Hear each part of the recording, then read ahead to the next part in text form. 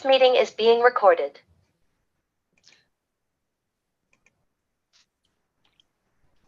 Great. Please note that this meeting is being live streamed and recorded, and we will also be saving any of the chat following the meeting. I'd like to immediately turn it over to EPA's Novice Bermudez. Novice, please. Hello, good afternoon, everyone, and thanks so much for taking the time to join us today for this important regional roundtable on the implementation of waters of the United States. My name is Novice Bermudez, and I'm the Deputy Assistant Administrator for EPA's Office of Water. As many of y'all may know already, this year we're celebrating the 50th anniversary of the Clean Water Act.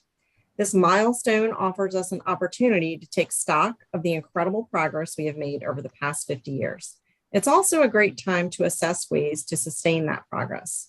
While rivers in this country no longer catch fire, new challenges continue to emerge, and there are some old challenges that have persisted through the years.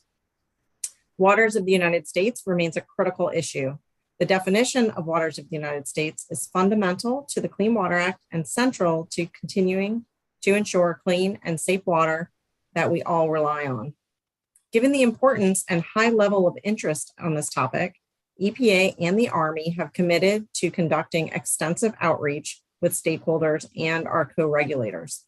The fact is, our country's water resources are incredibly diverse, as are the experiences and perspectives of those who are affected by the application of this term on the ground.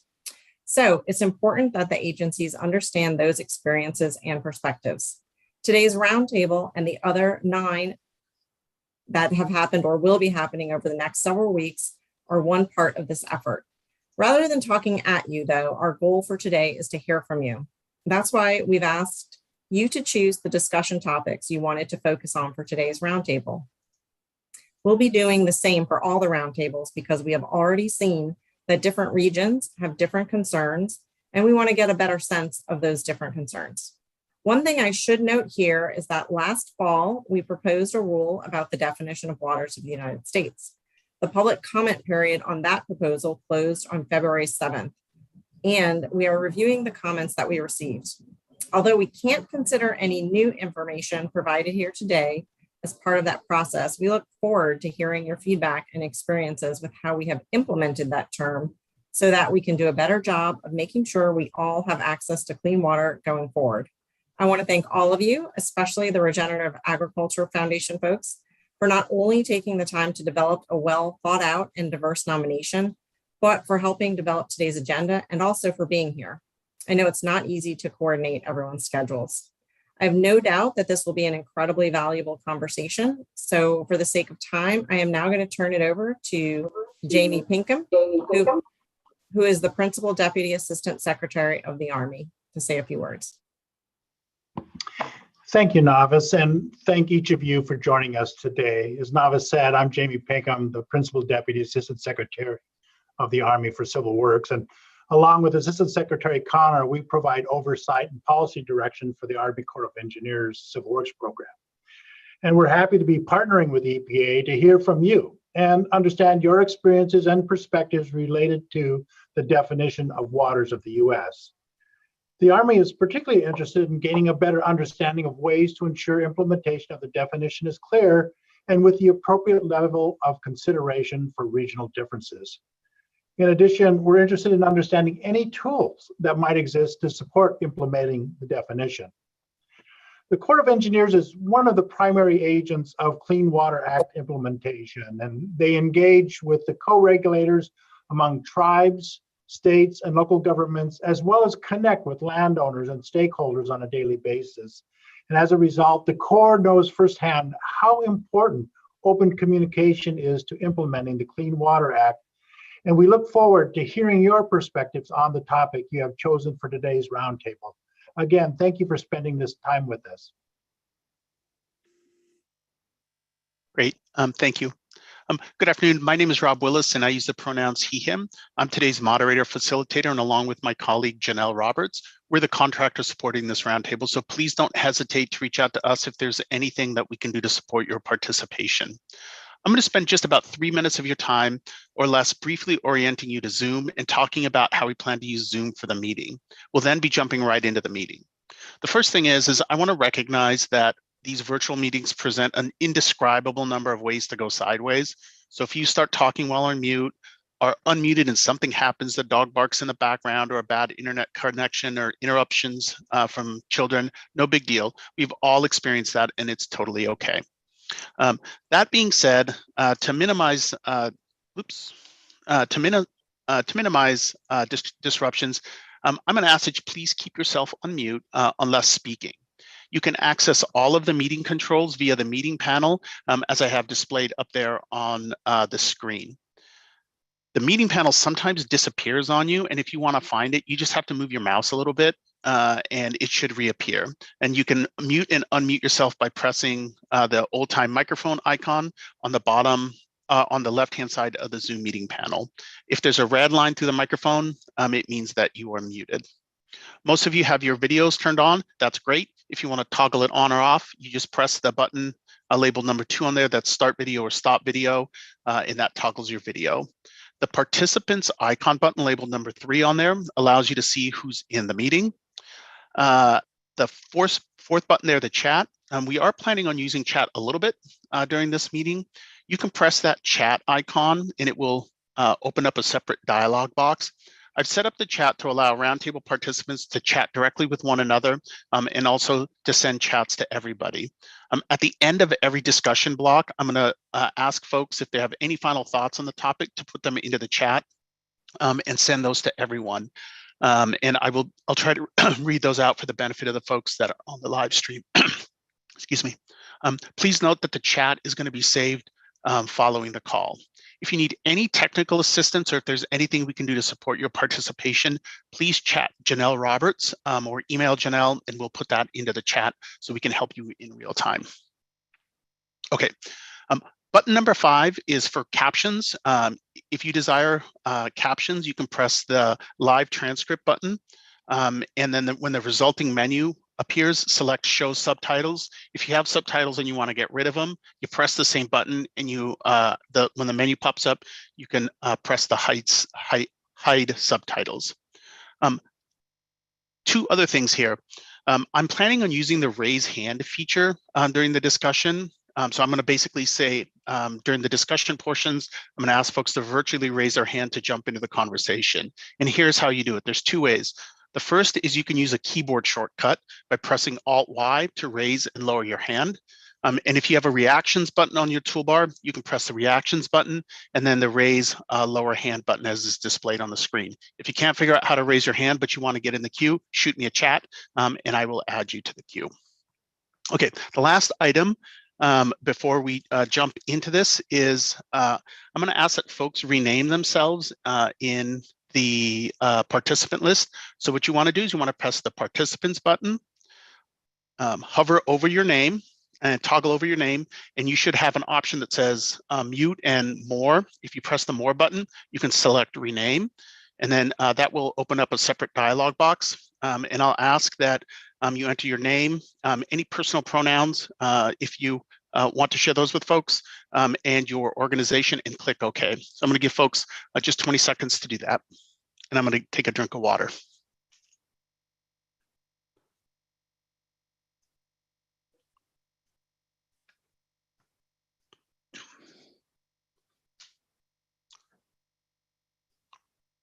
Okay, great.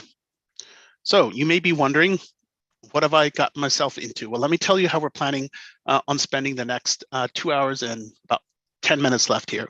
So the first is we're going to have an introduction session with a couple of discussion questions we're asking folks to reflect on. I'm going to be asking participants to keep their comments to under 4 minutes so that we make sure that we get to everybody. And so in the chat here in about 2 seconds, I'm going to put the order that I'm going to go through the introduction. So hopefully no one is surprised.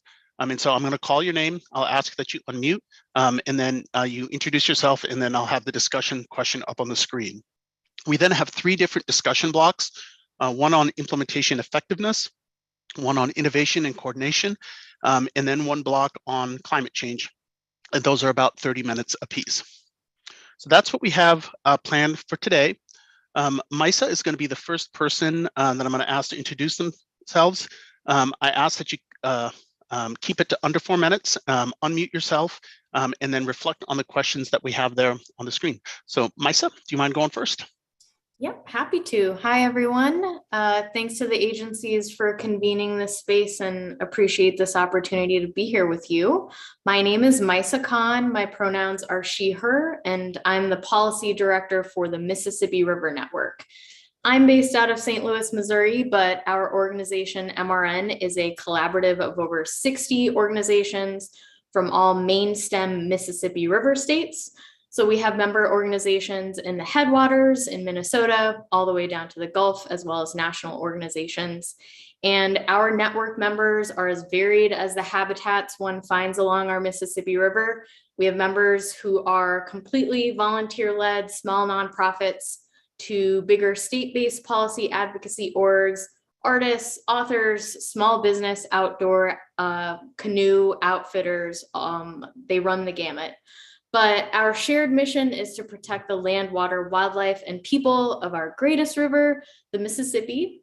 And as many of you will know, the Mississippi River watershed is tremendous. All or part of 31 states and 2 Canadian provinces drain into the Mississippi River. And that's a footprint that covers over 40% of the contiguous US. The basin also accounts for 90% of freshwater flow to the Gulf of Mexico. So nearly every kind of water body and many sorts of water quality issues are found in our Mississippi River basin, but 3 areas that are important to us are nitrogen and phosphorus pollution issues, flooding issues, and community impacts. And of course, a thread that's woven throughout these is how the climate crisis is contributing to accelerated impacts and how communities of color and underrepresented communities along the river are disproportionately impacted.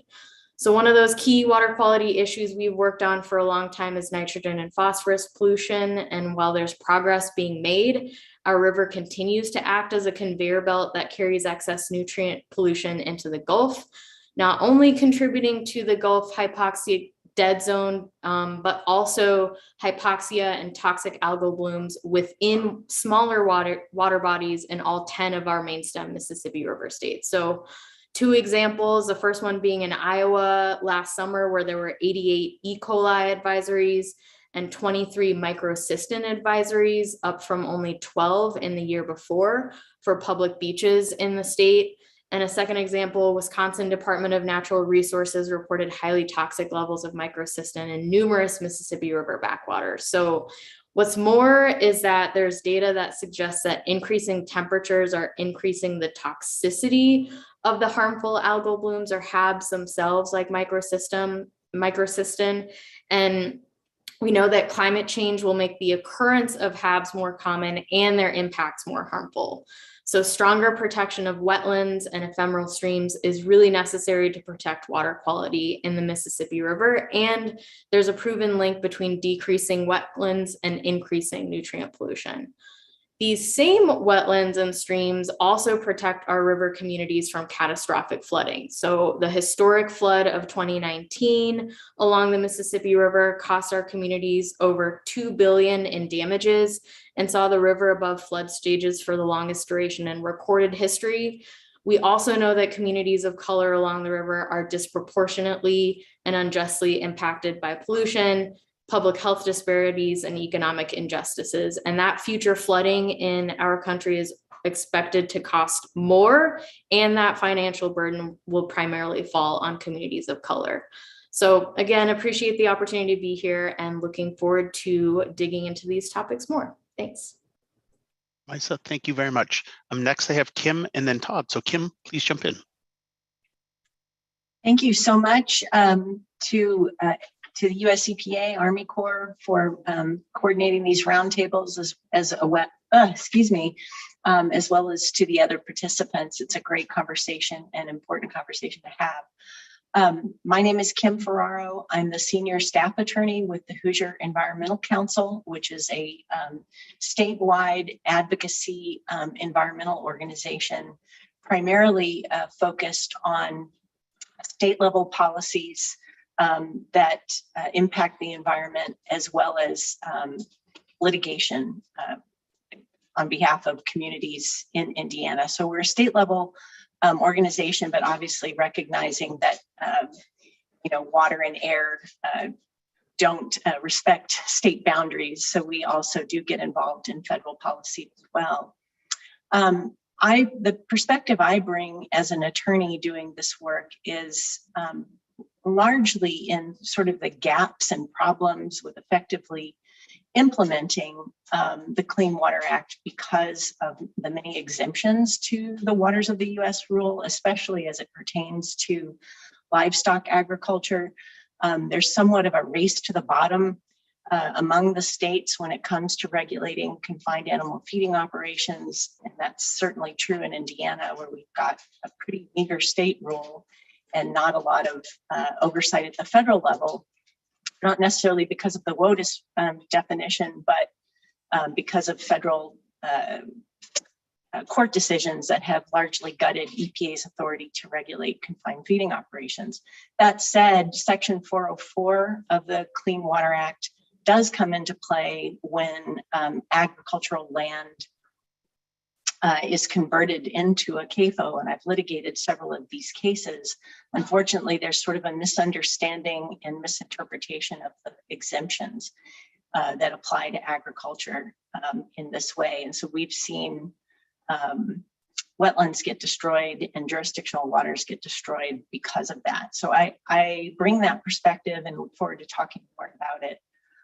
Certainly Indiana being a largely agricultural state, affects water quality in the Mississippi River and then of course down into the Gulf of Mexico. We are finding, because of the high number of factory farms that we have, we're a major contributor to excess nutrients, and certainly E. coli and pathogens is the #1 contaminant of Indiana waterways. So that's what I bring to the table, and I look forward to the discussion. Thanks so much. Kim, thank you so much. I've got Todd then Harold. So Todd, please jump in.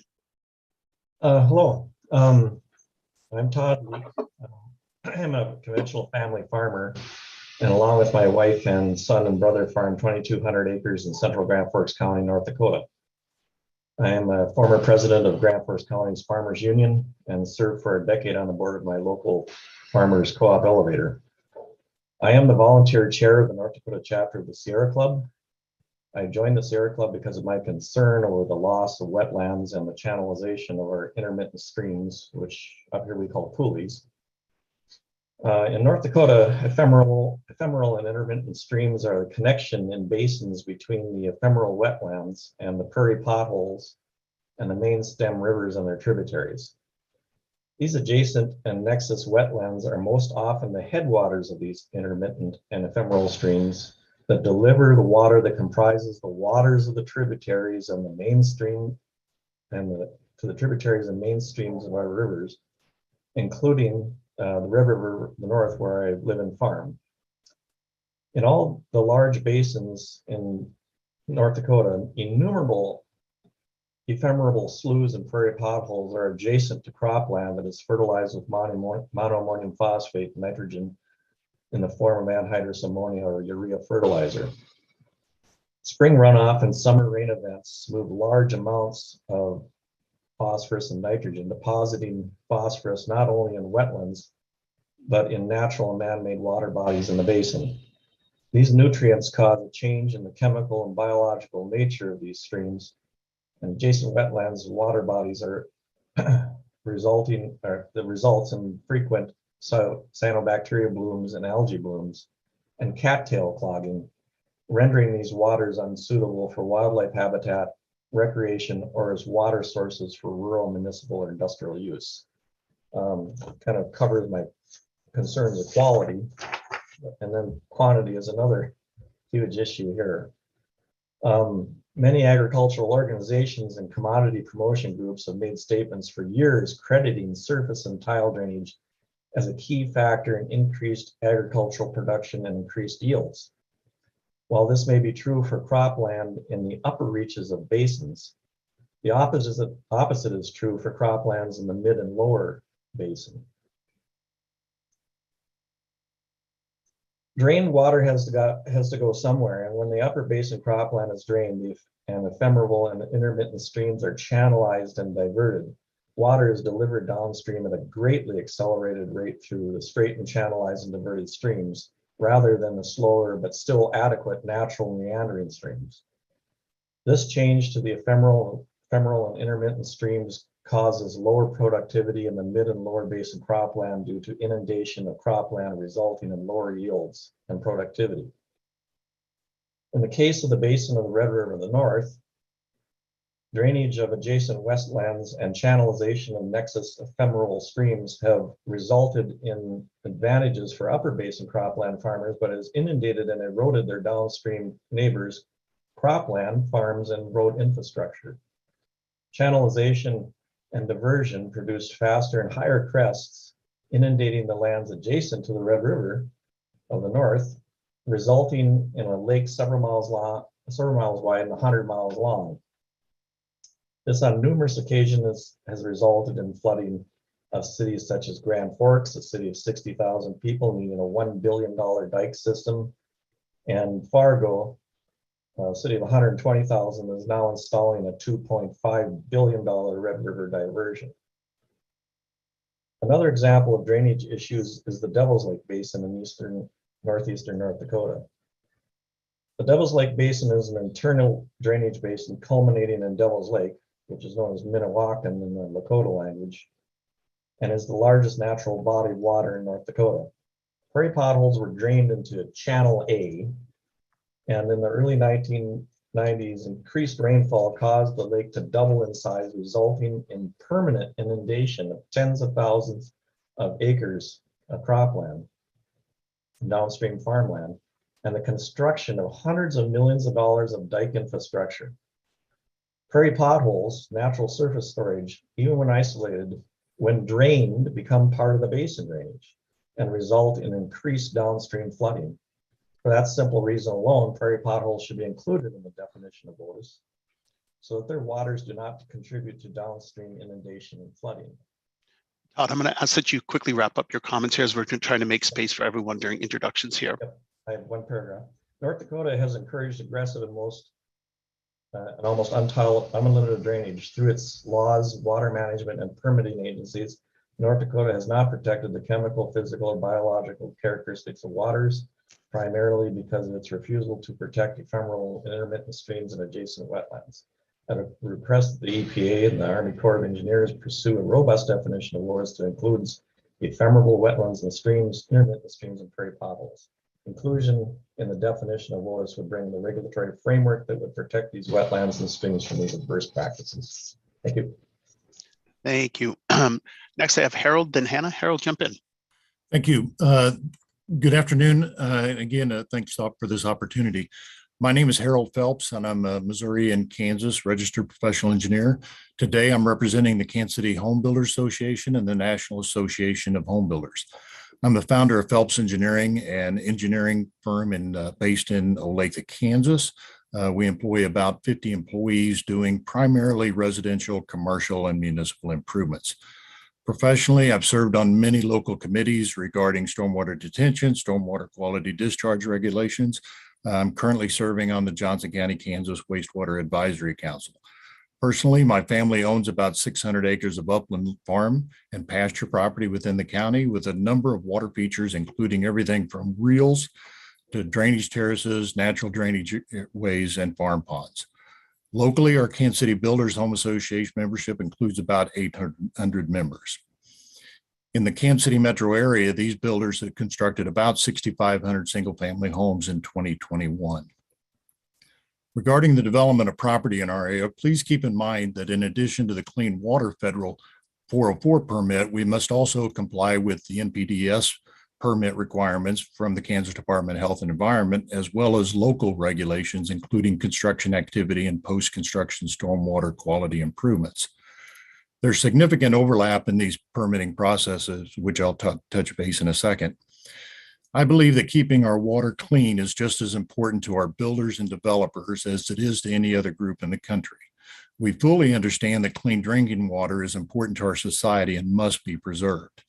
That said, due to significant project delays, permitting costs, mitigation, and other federal and state requirements that are triggered when obtaining the 404 permit, most developers will avoid these jurisdictional features to minimize the associated regulatory challenges that the barriers create to affordable housing.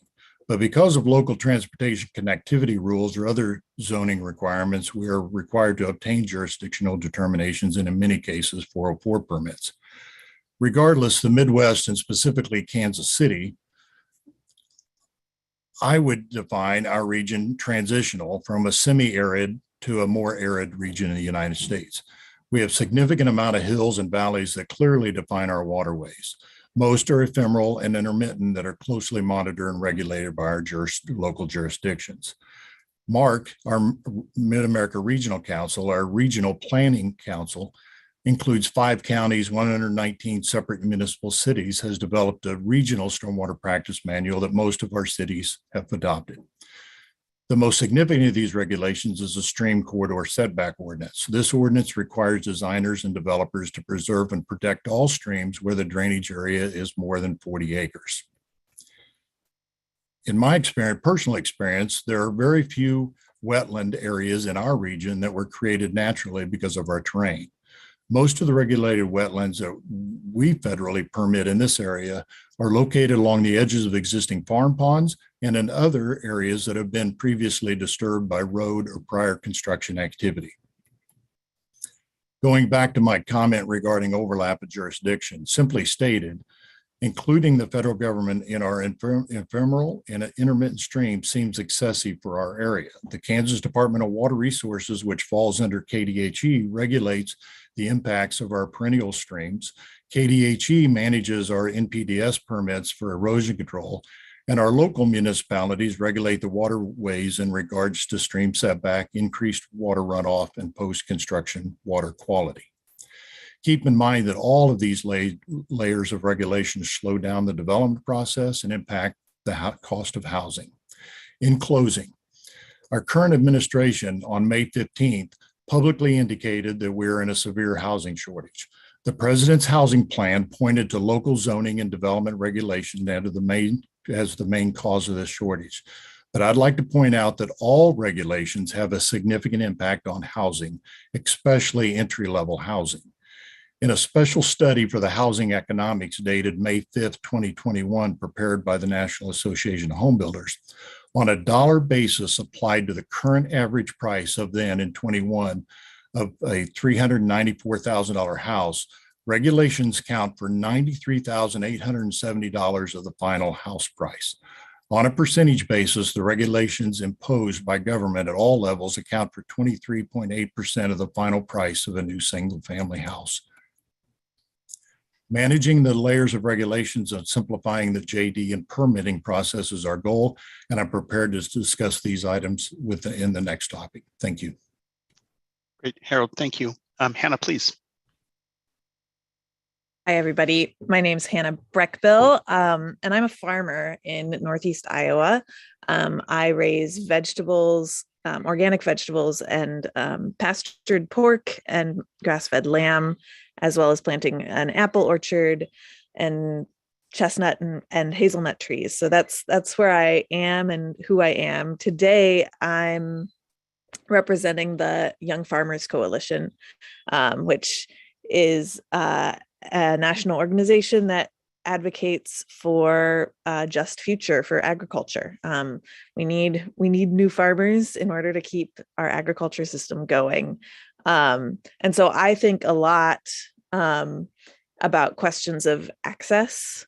Land access is one of my personal kind of top priority passion projects.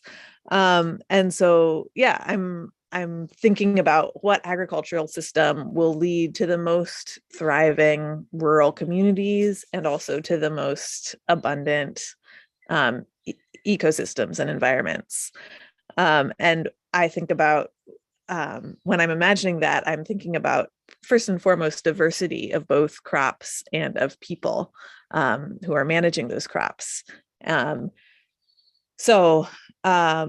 and I think that applies to water as well. If we have a more diverse system with more people and different people invested in it, then we can care for it better, and we can thrive better in it. Thinking about my daily life as a farmer, I pull water from an aquifer for my irrigation, for my vegetable washing, for my animals drinking water, for my own drinking water. And I feel really lucky that here in Iowa, my well isn't contaminated by nitrates. But many of my neighbors are. I also live on karst geology, which means that it's a limestone geology that has pores in it. So there are caves underneath me, sinkholes open up. There are underground rivers that carry water from farm fields that have just been sprayed with herbicide. They carry them who knows where to other places, to other people's drinking water. And so, yeah, that karst geology really connects all of us. And so whatever's happening on someone's land is happening to all of us, as is the case everywhere. But in our specific geological situation, it's obvious. I also live on the Upper Iowa River, which is beautiful, canoeing, swimming. And we definitely worry about nitrates in that water and the runoff created. And we also have been experiencing floods. I was flooded out on some rented land in August of 2016 and lost the second half of my season. And so, yeah, that's a huge issue of the climate change, too much rain, and also kind of combined with the lack of buffer between cropland runoff and just the river.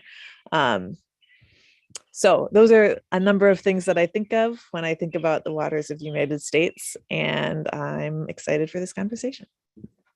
Anna, thank you. I've got Lilius, then Ray. So Lilius, please jump into the conversation. Hey, good afternoon, everybody. My name is Lilius Jarding. I live in Rapid City in the Black Hills of Western South Dakota. I have about 40 years of work in water issues in the nonprofit and academic sectors. My PhD is in political science with a focus on environmental policy, and I'm grateful that the EPA helped fund my graduate research on tribal, federal, and state relations around natural resources. Currently, I'm the executive director of Black Hills Clean Water Alliance, which was founded in 2009 to protect water in the region from new large-scale mining. Environmental justice is key to who we are. We work with a broad alliance of Indigenous and non-Indigenous groups, governments, and individuals to protect our area's water, recognizing that the waters from the eastern bank of the Missouri River to the Bighorn Mountains were guaranteed to the Lakota Nation by the 1868 Fort Laramie Treaty. The Missouri River divides South Dakota in half, and we are in the western half of South Dakota. So even though this forum is for people who are from the Midwest, we're really more west. And that means that our area is semi-arid. We always struggle to have safe, adequate water. We have ranching, some irrigated crops, tourism, and outdoor recreation as the basis of our economy. We have lots of intermittent and ephemeral waterways, and it's difficult to protect them in a changing federal regulatory framework. The main contaminants we have here are from a history of mining, including over 1,000 unreclaimed mines.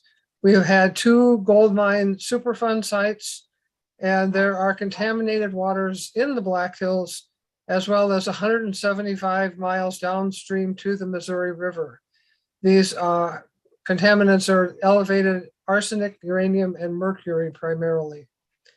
Recent tests at a Missouri River water intake that serves reservation and non-reservation communities found uranium above the maximum contaminant level for drinking water.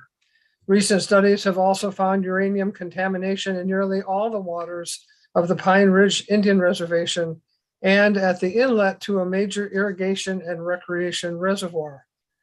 It's important to note that these tests were not done by the federal or state governments. Rather, scientists from the nonprofit and academic sectors did this work. The state doesn't test for uranium in waterways, despite the history of uranium mining.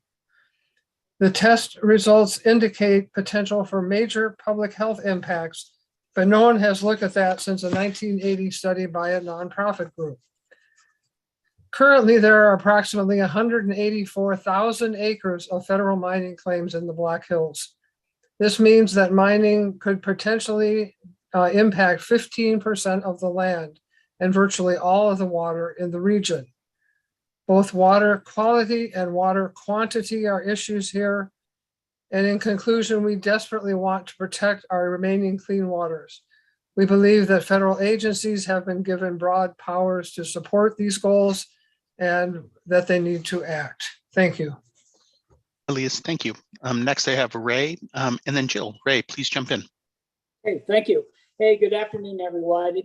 And thanks to the Regenerative Agriculture Foundation for the opportunity for me to participate in this discussion today, and to EPA and to the Army Corps for engaging farmers and other stakeholders in this WOTUS process.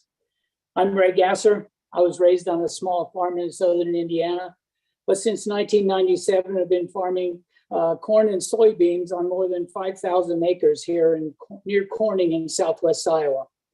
We've been 100% no-till since 1991, have planted cover crops since 2010, and off the farm, I'm an active member in the local and national agriculture community, serving in leadership roles for organizations, including the American Soybean Association, the Iowa Soybean Association, North American Climate Smart Agriculture Alliance, International Soy Growers Alliance, and Solutions from the Land, and others. I've also served on numerous soybean trade and education missions around the world. And this is all to say that I've worked with farmers across Iowa and the nation and around the world. And I believe that I'm bringing to this discussion today a well-informed perspective that reflects the opinions of many of my peers. If I can leave you with one takeaway today, it's that agriculture is not a closed loop system. And we farmers are doing the best we can to feed everybody with the tools we have. And by expanding the definitions of the waters of the US and regulating ag like it's a closed loop factory, EPA and the Army Corps may actually make it more difficult for farmers to continue to improve water quality. When I say agriculture is not a closed loop system, what I mean is there is no certainty from one day to the next, let alone 1 year to the next, and that we are so diverse in agriculture within the United States, within Iowa, within my county, and even on my own farm, that to have a regulatory body that looks at the whole country and tries to make a rule that fits everyone, it just won't work. You must strike a balance between what's best for the country and allowing for state input and local variation. Those state and local voices are critically important. We manage our farm down to the square foot. How can someone in Washington, D.C. tell us the best way to improve water quality without giving some deference to me and the 2 million other farmers who know their own land better than anyone else? Despite what you heard, I would argue that what we're doing in Iowa farms is working to improve water quality, and that's without additional regulation. 10 years ago, Iowa had 10,000 acres of cover crops. Today, it's over 1.7 million acres and counting. Conservation tillage is taking place on 3/4 of Iowa's acreage. Farmers are using precision agriculture technology that helps us to apply our fertilizer and our chemicals within 1 inch of where they're needed, at the right rate and the right time to minimize runoff. At their own expense, farmers have installed hundreds of thousands of acres of terraces, water and sediment control basins, and buffer strips. Sediment loss has dropped by almost 50% between 1987 and today. And Iowa has reduced phosphorus losses by 27% from the baseline assigned to it in the state's nutrient reduction strategy. The goal is 29%. There's still progress to be made, but we're getting there. And what we need is help to solve the nutrient loss problem from farm fields through adaptation and adoption of new practices, better technology, including equipment, new seed varieties, and new chemistries would help. Education from USDA and from our state extension services would help. Cost share and technical assistance from NRCS would help. What won't help is the broader definitions of the waters of the US that encompasses non-navigable waters like the ephemeral gullies on our farm. I look forward to discussing this further detail later in the roundtable, and thank you for your time. Ray, thank you. I've got Jill then Kevin. Jill, please go ahead. Yes, hi, I'm Jill Costell, and my academic background is in civil and environmental engineering. I'm the senior environmental engineer at the Wetlands Initiative, a nonprofit based in Chicago, Illinois. At the Wetlands Initiative, we design, restore, and create wetlands. We innovate, collaborate, employ sound science to improve water quality, habitat for plants and wildlife, and our climate. One of our restoration projects is the 3,000 plus acre Soon West Dixon Waterfowl Refuge in Hennepin, which was one of the first restored wetland complexes to be listed as a wetland of international importance in accordance to the Ramsar Convention. So you probably can guess my perspective will be on wetlands. I've worked on wetland mitigation projects, wetland design, large and small scale restoration and creation projects, a number of 404 permit applications, watershed-based plans, community agriculture outreach and education on conservation practice, and a few scientific research projects on flood impacts, wetland economic analyses, and nutrient credit trading feasibility and suitability. The Midwest Corn Belt states have lost 80 to 90% of their wetlands to development, primary agriculture. There's a reason why we have some of the most fertile soils in the world. And it is essential not only to just restore, but to protect our remaining wetlands, as we now recognize the importance of wetlands on the landscape due to their connection to downstream waters and the essential ecosystem services they provide. Healthy wetlands provide cleaner water to ground and surface waters, reduce flood risk, recharge groundwater supplies, increase biodiversity, provide critical wildlife and waterfowl habitat, sequester carbon, and increase climate resiliency. Approximately 75% of the remaining wetlands in the US are on private lands. Given the connectivity to our surface and subsurface waters, the cumulative impact of individual wetland and stream activities, need to be considered as it is not possible to exactly or immediately replace the loss of functions and services that these water bodies provide in a watershed. In terms of water quality, as Misa mentioned, we have the dead zone. Illinois has a dubious distinction to be one of the top 2 contributors to excess nutrients to the dead zone. And this is primarily due to agricultural runoff. We have a leaky system. And we recognize that addressing nutrient loss at the source needs to be economically and environmentally sustainable for our farmers. The Wetlands Initiative is helping our farmers reduce their nutrient loss through our Growing Wetlands for Clean Water program. We are working with Illinois row crop farmers to implement small farm-based tile treatment wetlands to reduce the nutrient load leaving their fields and into downstream waters. We believe wetlands are more valuable wet than dry. Without functioning wetlands and landscapes, society must undertake costly efforts to replicate their natural services or to address the consequences of not having them, such as floodwater protection and water treatment. Wetlands occupy a small portion of the United States landscape, yet deliver immense benefits and value. One study estimated that the value of wetlands to society is $1.2 to $2.9 trillion, and that is just for flood mitigation alone. I just want to end by thanking the Regenerative Agriculture Foundation, the US EPA, and the Army Corps for this opportunity to provide a perspective on WOTUS. Thank you. Great, Jill, thank you. Kevin, you're up next. And then after Kevin, I have Ani. So Kevin, please. Good afternoon, everyone. Kevin Schaefer, Executive Director of the Milwaukee Metropolitan Sewage District. I'm a civil engineer by background and I've been the executive director for 20 years at the Regional Sewer District here in Milwaukee. Milwaukee itself is on the Great Lakes. We are a city directly pulling our drinking water out of Lake Michigan, and also our effluent from our wastewater plants goes into Lake Michigan. So it's very important for us on a water quality standpoint to try to protect that drinking water supply for the millions of people that live on the Great Lakes watershed. And for us, we really like to take a watershed approach when we do our work, because the rivers and the watersheds are water delivering the either the clean water or the pollutants to Lake Michigan. So we're trying to work collaboratively with everyone throughout the watershed to do that work. Some of the issues that face us and others in the Great Lakes are, nutrient runoff, regulations that we have on our operations of our sewer systems, trying to reduce sanitary sewer and combined sewer overflows, and trying to improve the environment, again, with water quality as a focus. So we have 1.1 million people, 28 different municipalities that are part of my sewer service area. And it's a huge effort to educate and bring folks to the table to discuss some of these issues that we're dealing with.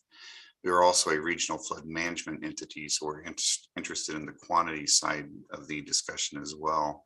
And under our flood management umbrella, we are removing concrete lining from the watersheds. We're adding meanders and natural streams back into an urban network and rural network. We're also installing green infrastructure throughout our watersheds to try to reduce that runoff that's running directly into the rivers and causing problems downstream. We have a green seams program where we're purchasing land along the waterways that is in a floodplain area, really trying to prevent that land from being developed in the future, utilize it for a buffer for water quality and flood management in the future. And we also have a working soils program, which is part of the Regional Conservation Partnership effort from the Department of Agriculture, where under that program, a urban and rural approach is taken, and we're working collaboratively with a number of farmers in the watershed to try to address our issues on a watershed basis. For the industry itself, I think it's important to understand that, the Clean Water Act passed in 1972. There was huge improvements made at that point in the receiving waters and in the waterways themselves and water quality. But we need to do more. And as we do more, I think it's important that we concentrate on a watershed basis and try to develop partnerships across that spectrum to make sure that we get everyone's point of views into the discussion, and then work on the approaches that are most cost effective. I do think we're seeing a extremely volatile climate right now. We have extreme storms that are hitting us pretty much on a regular basis. They're a little bit different than normal. What's interesting is we also have droughts in Wisconsin, and who would have ever thought that we had droughts in Wisconsin, but we do. So it's been a great discussion. We've got a lot of partners on the watershed scale itself, and really trying to bring the focus to where we can have the most impact to reduce impacts on our drinking water in the future. With that, thank you. Kevin, thank you. I've got Ani and then Zach. Ani, please jump in. Hello, thank you for this opportunity and for this discussion, and thank you to the EPA and the Army and the Regenerative Agriculture Foundation for bringing this all together. My name is Ani. I am the director of Cultivation Lab. I'm also a member of the Hoosier Young Farmers Coalition. I am one of the BIPOC Midwest representatives on the National Young Farmers Coalition Policy Committee. I'm also a member of the Indiana Farmers Union, the Midwestern Decarbonization Coalition, and I was the inaugural urban soil health specialist for the Northeast Indiana region for the Indiana Association of Soil and Water Conservation Districts. A program that launched last year. I'm no longer with the program, but I do bring a lot of that experience. I'm personally a neurodivergent intersectional individual. I am the inheritor of Cherokee, Apache, Blackfoot, and Ethiopian ancestries, and I come to you today from the confluence of the St. Mary's St. Joseph, and Maumee rivers, the footprint of the original Miami Nation's village of Kikionga. So, and more importantly, one of the most westernmost points of origination for what was once the Great Black Swamp. And that's really what brings me to this conversation, a big part of what brings me to this conversation. I used to call myself an aspiring farmer, but I call myself now more of an intersectional land and resource steward, because I think that the words that we use are important. And I want to stress that I don't feel an ownership of the land or the resources as much as a responsibility to caretake and to preserve and to steward those resources, both for our current generations, but also our future generations. Being here at the confluence of these rivers and what was once such a bountiful area, and the beginning of the Black Swamp, that is no longer, because we've drained it and we've trenched it and we've turned it into very fertile farm ground, but we've not been very good stewards of that resource. And the rise of confined animal feeding operations, as paired with the deregulation of our wetlands, as they've been deemed private property and subject to individual responsibility, I'm here to speak to that, because the water flow literally in front of my home touched both coasts, the Gulf of Mexico and the Great Lakes. And this was once the reservoir, the greatest reservoir of fresh water in the country, as well as the filtration system and the recharge point for an incredibly diverse, biodiverse,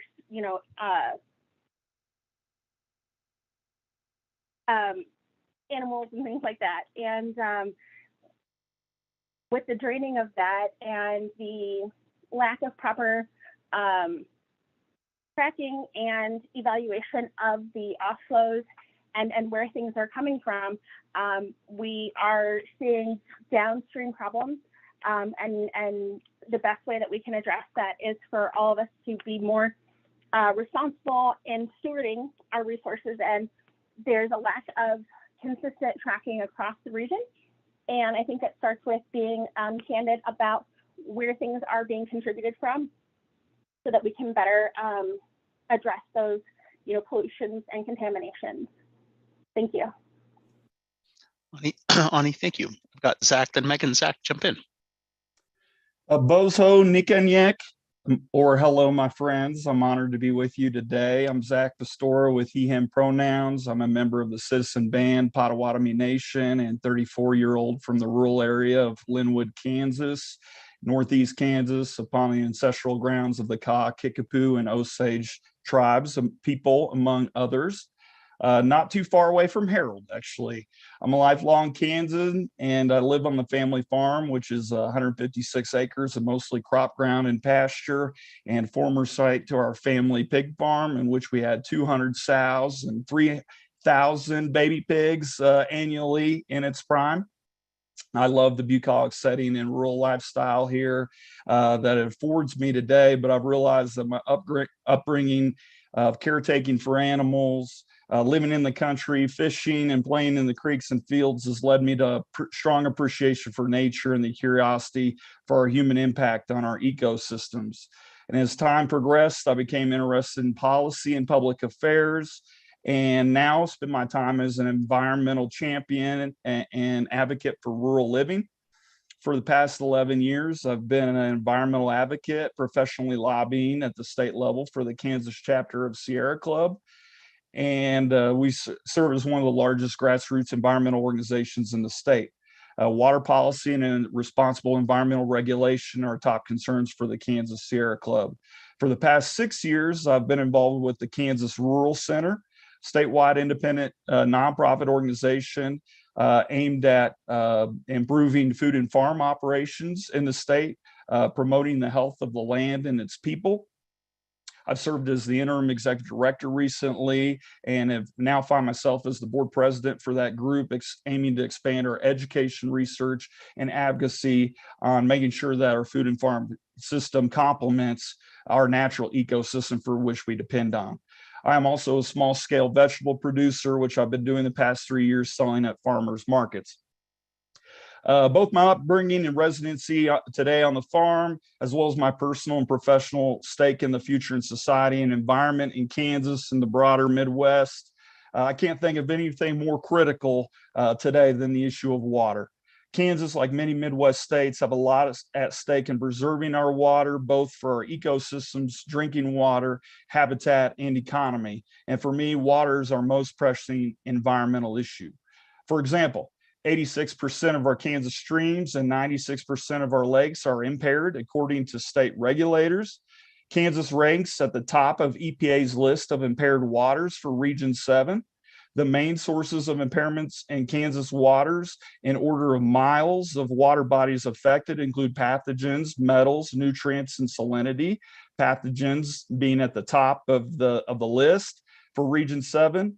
First among those pathogens is E. coli. E. coli impairment in Kansas results from confined animal feeding operations, livestock, human septic systems, wildlife, and pet waste, depending upon the region tested. Among the common causes of impairment for rivers and streams is nutrients, and the top nutrient cited is phosphorus. And phosphorus and nitrogen loading are associated with industrial agriculture in Kansas, as well as eutrophication and a lack of dissolved oxygen. University studies in Kansas found that 30% of our private domestic wells have nitrate levels greater than the MCL for public drinking water. There is an upward trend in the number of public water bodies affected by harmful algal blooms in Kansas, affecting over 100 water bodies in the past 10 years. 85% of our state's drinking water, or state's water, is consumed by just 15% of the state's farmers, that is irrigators, with most of that water in the aquifer being used for irrigation. Projections in Kansas show that there's no more than 20 years of groundwater supply for many communities in the western area.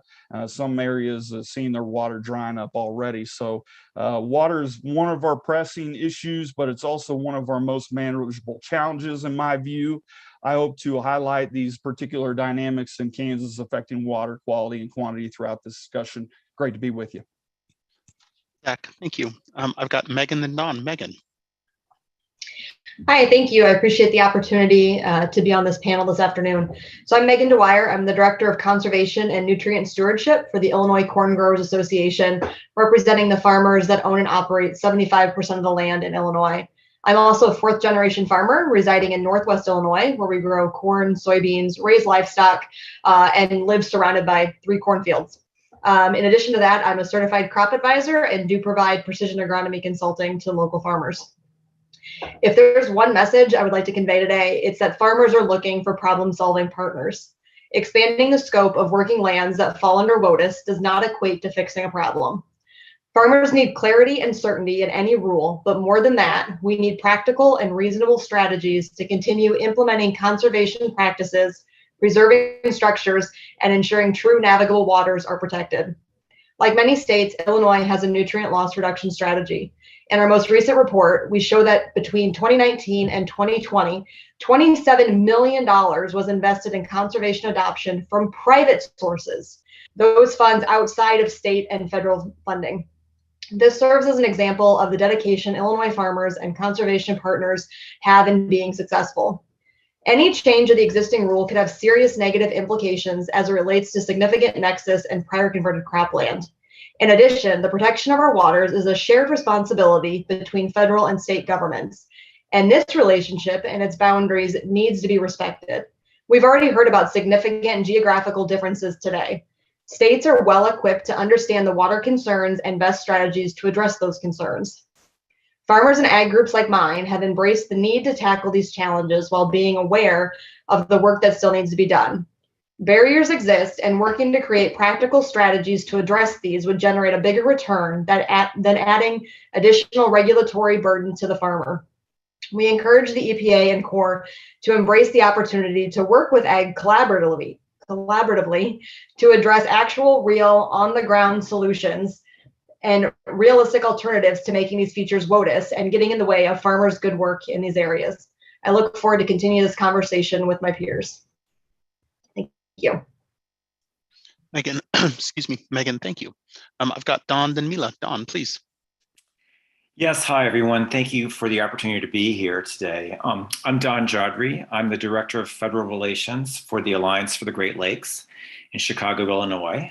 We have staff in Michigan, New York, Ohio, and Washington, D.C. We're a 50-year-old nonpartisan nonprofit, and we have the perspective of taking actions to promote actions to protect and restore the water and water quality of the Great Lakes for the benefit of the communities and resources that depend upon a healthy Great Lakes ecosystem. I'm also a lawyer, and I've spent over 25 years of my career prior to coming to the Alliance to work to restore the Florida Everglades, and I've worked on clean water issues in that capacity. So why is this important? Why is the definition of the water of the United States important? It's important because the sole objective of the Clean Water Act is to restore and maintain the chemical, physical, and biological integrity of the nation's waters. And WOTUS is a jurisdictional linchpin term for the focus of the Clean Water Act jurisdiction with respect to the discharge of pollutants and the prohibition to discharging dredge and fill material. So for us, this is important because the Great Lakes are important as a water resource, as are the streams and tributaries and wetlands that surround them. The Great Lakes provide 90% of North America's supply of surface fresh water and serve as drinking water supplies for over 40 million Americans and Canadians in the region. The Great Lakes have been challenged over the years with pollutants. We are spending federal money right now to clean up legacy pollution at numerous areas that are termed areas of concern, where we have discharge of legacy pollutants like PCPs and carcinogens and things like that. But they're also challenged today with water quality issues related to harmful algal blooms, seasonal hypoxia, as well as soil erosion and deposition of sediments. So the Great Lakes are challenged by these things, and we believe that they will be further challenged by climate change and other impacts associated with changing weather patterns. So it's really important for us that we have a workable definition of waters of the United States to protect the water quality of the Great Lakes for the purposes that they are used for drinking water, as well as for the things that they support in the region. And that's why I'm here today. So thanks very much. Don, thank you very much. I've got Mila, then Mark. Mila? Hey everybody, my name is Mila Marshall. I am the Clean Water Advocate for the Sierra Club Illinois chapter. And a little bit about myself, I'm also a doctoral candidate of ecology and evolutionary biology at UIC. A former green business owner, owned a lawn care company, organic lawn care company here in Chicago, and am a certified aquaholic. I got into water through my thesis focused on urban agriculture. And the perspective that I bring today is as an urban person now working at the state level. And so I really love these questions because I was thinking, like, how do I humanize my experience with water and also kind of bring it to my work at the Sierra Club? And so at the state level, I focus on water issues for multiple industries. A lot of my experience has been on helping people understand how to engage on water policy and water policy issues. Most people here in the Great Lakes acknowledge that we have a lot of water, but their relationship to it is either it's not enough of it when there's a drought, or it's too much of it when it floods. And so with the last census, 10 out of the 11 Midwest states have actually grown in population, mostly in their urban areas. And so thinking about how cities will be increasing in size and the resources that are going to be necessary, as well as the industries that are going to be putting pressure on Midwestern natural resources, this is really a pressing issue for our waters. How I'm affected by water quality and quantity concerns is understanding where water scarcity is going to be happening and for what populations. And so I've been very privileged to understand rural populations and water scarcity, water quality issues with CAFOs, as well as understanding urban issues because of presence of industry or even existence of lead lines. And so from a personal experience, I believe that it's important to protect watersheds and water bodies in the Midwest because of where we're geographically located. We do have the Great Lakes in our region, which provides 20% of the world's fresh water. There will be increasing pressure on that water system. And I do believe that the Great Lakes states are in conversation with understanding what is it we have to do as people and industry begins to move into this area because of the water issues outside of our region.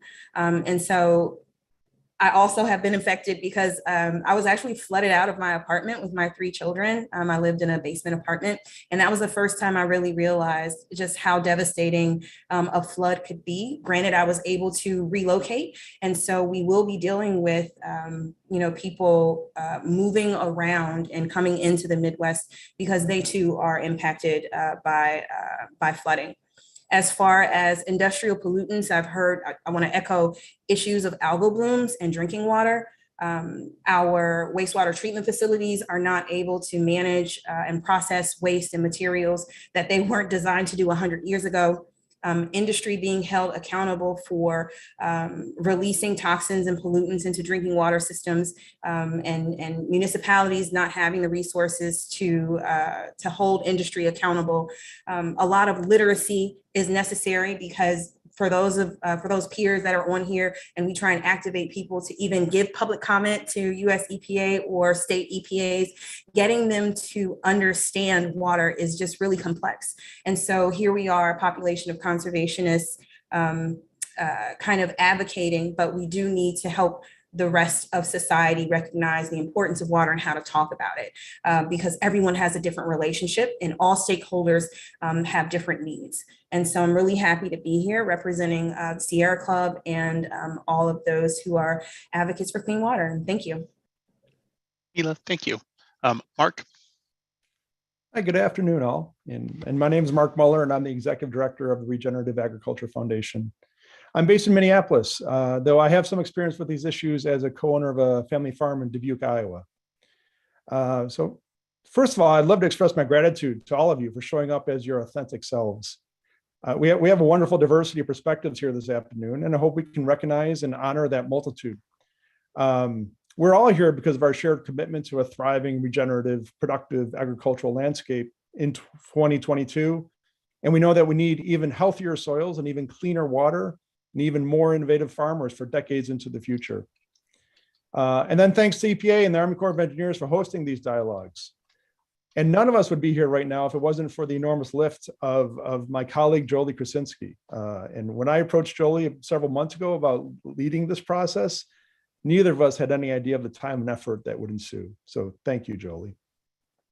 I feel that plenty of others have talked eloquently about the importance of protecting Midwest water bodies.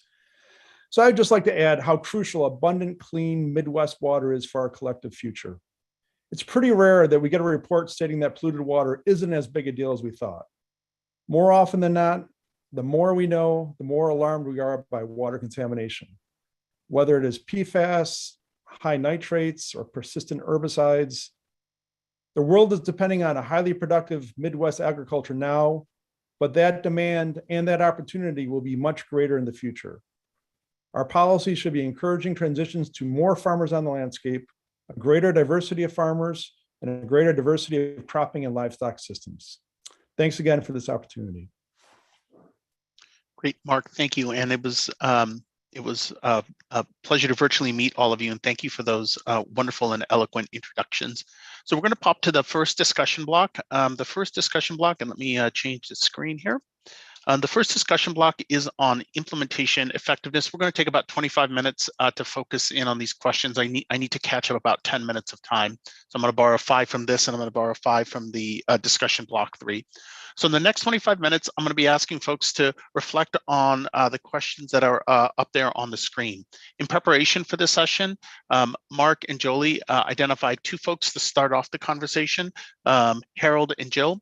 And so in just a minute, Harold, I'm going to ask you to jump into the conversation.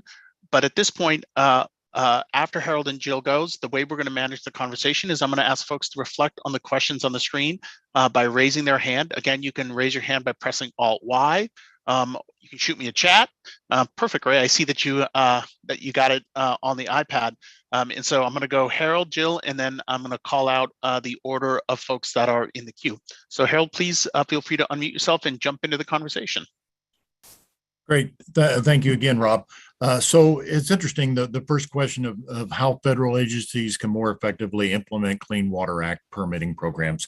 So obviously the effective implementation is somewhat a question of whether we're making it more effective to actually execute it, or if we're making it more effective in which to get permitting and to facilitate it.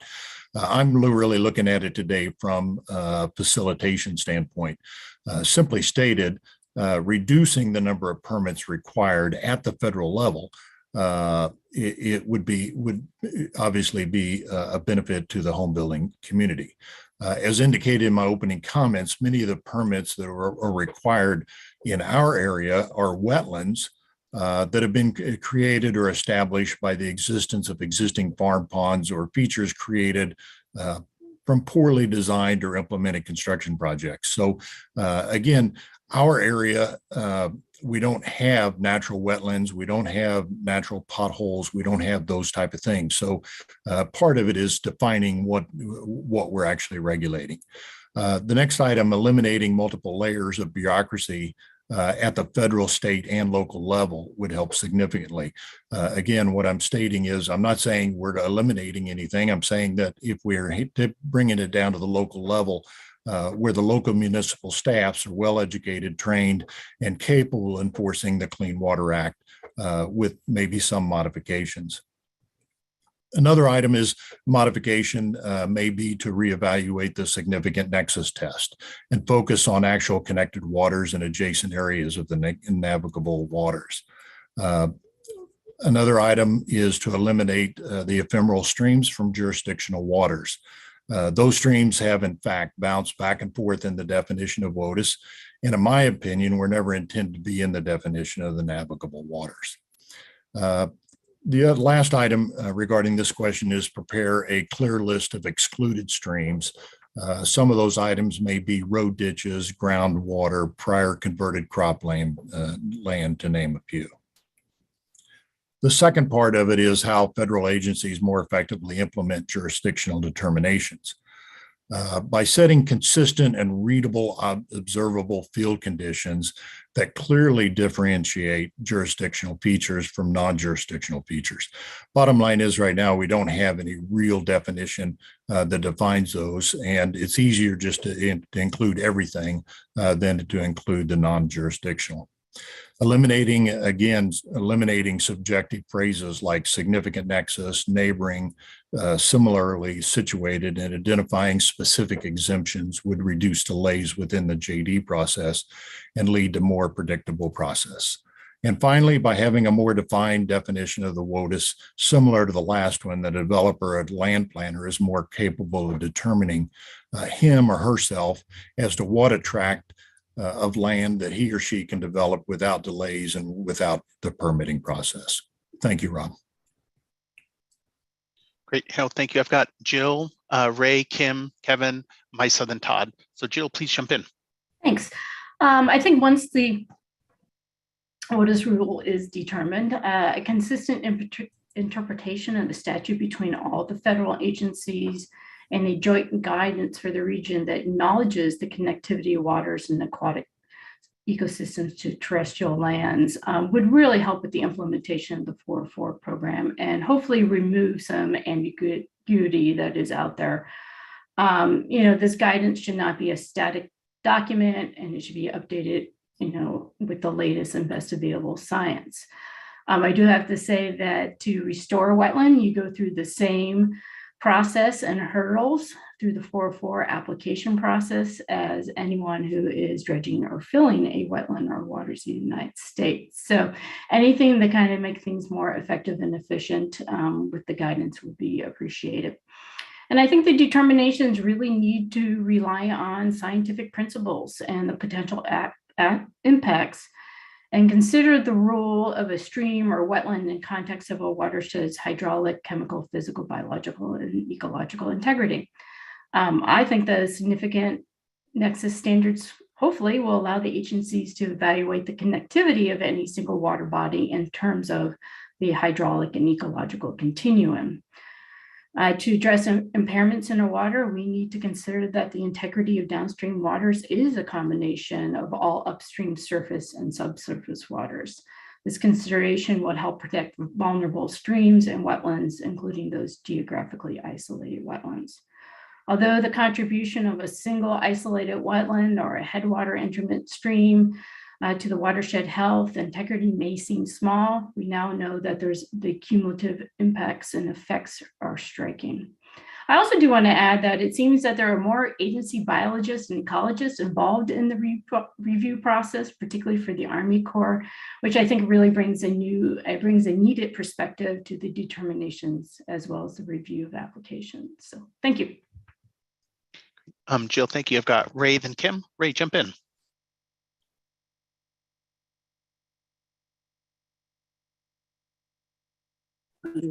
There we go. Thanks for the opportunity to chime in here a little bit. And I really want to share, a little bit about agriculture and understand what we're up against, not to complain or to have you feel sorry for us, but our decision process is really complex here. And I always like to say that, the rain falls on all of us. Can you hear me? Yes. The rain falls on all of us. And when we work together, we all benefit. Those are the messages that I'd like to share with you. But on, in agriculture, we only make two decisions, it seems like.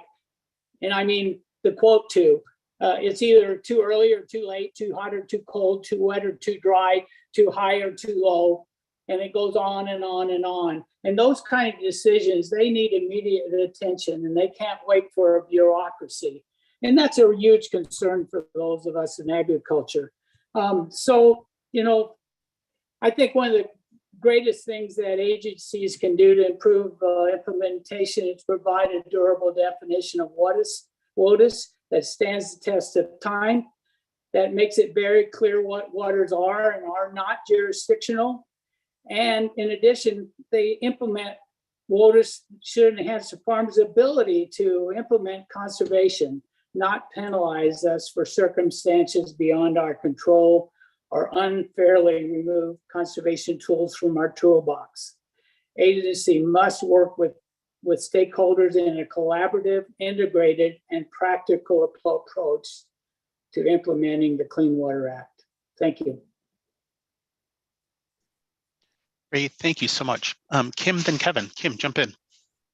Great, thank you. Can you hear me all right? Loud and clear. Wonderful. As to question one, about how to more effectively implement the permitting programs, I think that is deserving of discussion. What do we mean by effectively implementing Clean Water Act programs? Is it to effectively implement those programs to protect our waterways? Is it to allow impacted communities to have a more meaningful voice in the process?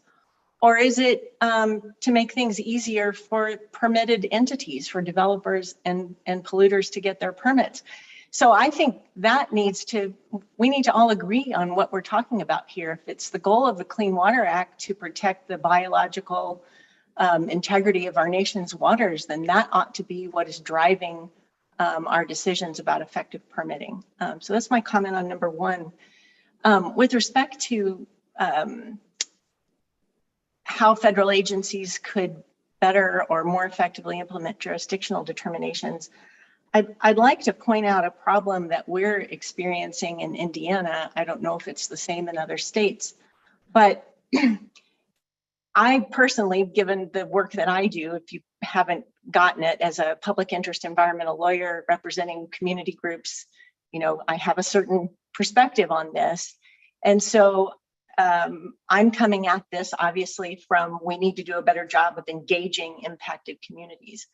So oftentimes what happens in the 404, 401 process is that impacted communities don't understand that if the state's 401 water quality certification public notice is tied to a section 404 permitting decision. In Indiana, we've got 3 different Army Corps districts that are all doing things a little bit differently. And so communities might get this 401 water quality certification from our state agency, IDEM, and comment on this sort of really narrow scope of 401 water quality certification without understanding that, hey, there is a 404 decision at play here, and we need to get records from the responsible Army Corps office. So I have found oftentimes in trying to help communities navigate this whole process that they're lost. And I think that EPA and Army Corps could do a better job of helping impacted communities be involved in jurisdictional determinations and 404 permitting. Thank you. Kim, thank you. I've got Kevin. Thank you. On the first item, I think one of the ways that we could improve the permitting is to look at a watershed as the whole, not just implementing a permit for just a utility or a community or the stormwater permits. If we could try to integrate those permitting decisions across the whole watershed and have watershed-based permits, which do exist, they have them now, but really to expand that program, that would allow us to put our limited financial resources in the areas that are going to have the most benefit to improve the water quality and maybe reduce flooding as well. So I'm a big advocate for a watershed-based permit to address that issue. Great, Kevin, thank you. Misa, then Todd. Misa? Thanks. Yeah, I know this is the Midwest Roundtable, and I've mentioned the Gulf a few times as well as my lower Mississippi River states, but what we do in the Midwest and the upper Mississippi River region has a profound impact on the lower river. So our perspective is protecting those tributary streams and wetlands needs to happen at the federal level with a level playing field that's provided by the Clean Water Act that doesn't enable upstream states to push their water quality and flooding problems off on their downstream neighbors. And so, we think that WOTUS definition should be more, not less expansive, especially given the impacts of climate change and our continuing acceleration of human activities like more groundwater withdrawal that we know may push some bodies out of protection. So if we're thinking about currently intermittent, seasonal, or ephemeral streams, given the impacts of climate change and our withdrawal, they may no longer be those things in the future. And also wanted to echo Jill's comments about the ability of regional guidance in the future to give needed flexibility for folks on the ground to do what is scientifically sound, state by state, region by region.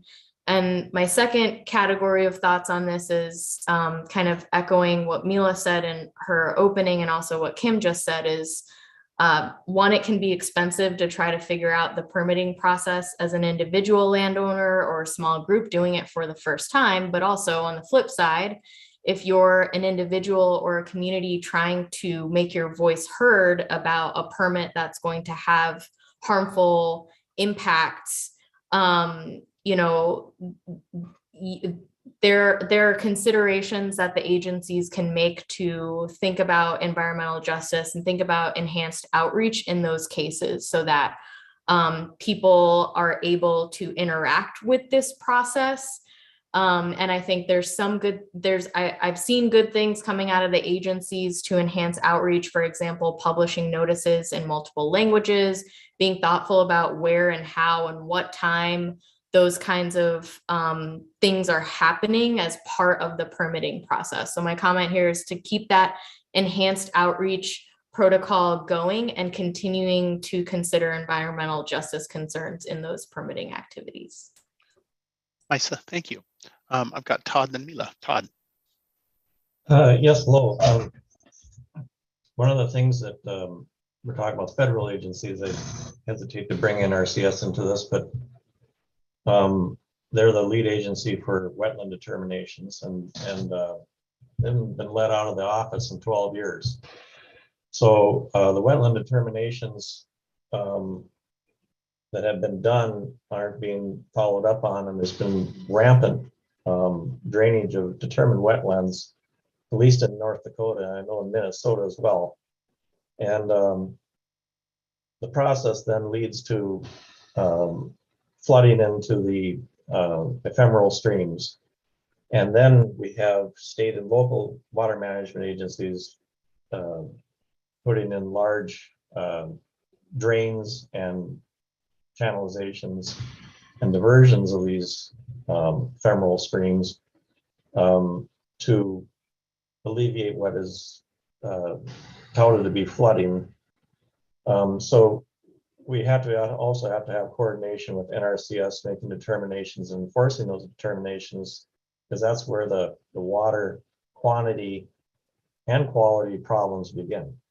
And so that's just a statement I wanted to make, and to let the NRCS staff do their jobs in this administration anyway. Todd, thank you. Mila, please jump in. I am so excited to talk about NIPD's permits. Oh my goodness. So I am brand new in this role, and there was a bit of a learning curve understanding the Clean Water Act permitting programs. I'm proud to say that the Sierra Club Illinois chapter can say with certainty that we track 100% of clean water permits in the state of Illinois from IEPA, Department of Natural Resources, and our, who was that, Indiana, we beat you, our 4 Army Corps of Engineer districts. And so that process of identifying those permits has been amazing. However, the connection between how to engage in the permitting process as the public is like way over people's heads. And so, yes, you have the permit writing process, which also is a bit, how do I say, as someone who's new into this water work, I do know EPA provides a training for permit writing. Here in the state of Illinois, we are understaffed for IEPA, right? And so they have very few permit writers. And so it takes a really long time for those NIPD's permits to be approved. We have a lot of permits that are kind of, people are operating under old permits just because it takes a long time to get the new permit approved. Now, public engagement on those permits gets even more complicated because there is no way for the public to learn how to read and interpret these water permits. And so if you imagine a frontline community, a vulnerable community that doesn't have access to resources like lawyers or grad students to read and interpret, the permits themselves there are no tools for the general public to learn how to push back on any aspect of a permit. And so I would like to just lift up that kind of bottleneck. It makes it difficult to prioritize which permits should be pushed back on. It is a bit complicated as a person coming into the water world, understanding the nuances of permits. And so I do know that there is this class. I don't know if it's open to the public, but I think that some tools or resources to help translate or simplify or train those of us who wish to be a bit more impactful with permits to protect clean water on the front end would be extremely valuable. Mila, thank you. I've got Dawn and then Kim, and then maybe you have time for 1 or 2 more comments. And then I'm going to give folks a minute if there's any final thoughts they want to put into the chat, similar to what Megan did. So Megan, I want to recognize that your comments in the chat and invite folks to take a quick gander to that. So I've got Dawn and Kim, and then we have time for 1 or 2 more, and then we'll go to the next discussion block. Dawn, please. Yeah, I will be brief because several people have said things that I already wanted to add, but I do want to just emphasize something that a couple folks said earlier, which is on implementing jurisdictional determinations. I think it's really important that the agency have a watershed and an approach that really recognizes the hydrologic connectivity of all waters, wetlands, streams, tributaries. Sometimes these things seem disconnected, but they really are quite connected. And I think EPA has recognized this in their connectivity report, which they released a number of years ago. But I think it's really important that the jurisdictional determinations be science-based and really recognize the hydrologic connectivity of waters. Thank you. Don, thank you. Yeah, Kim. Hi, yes, thank you.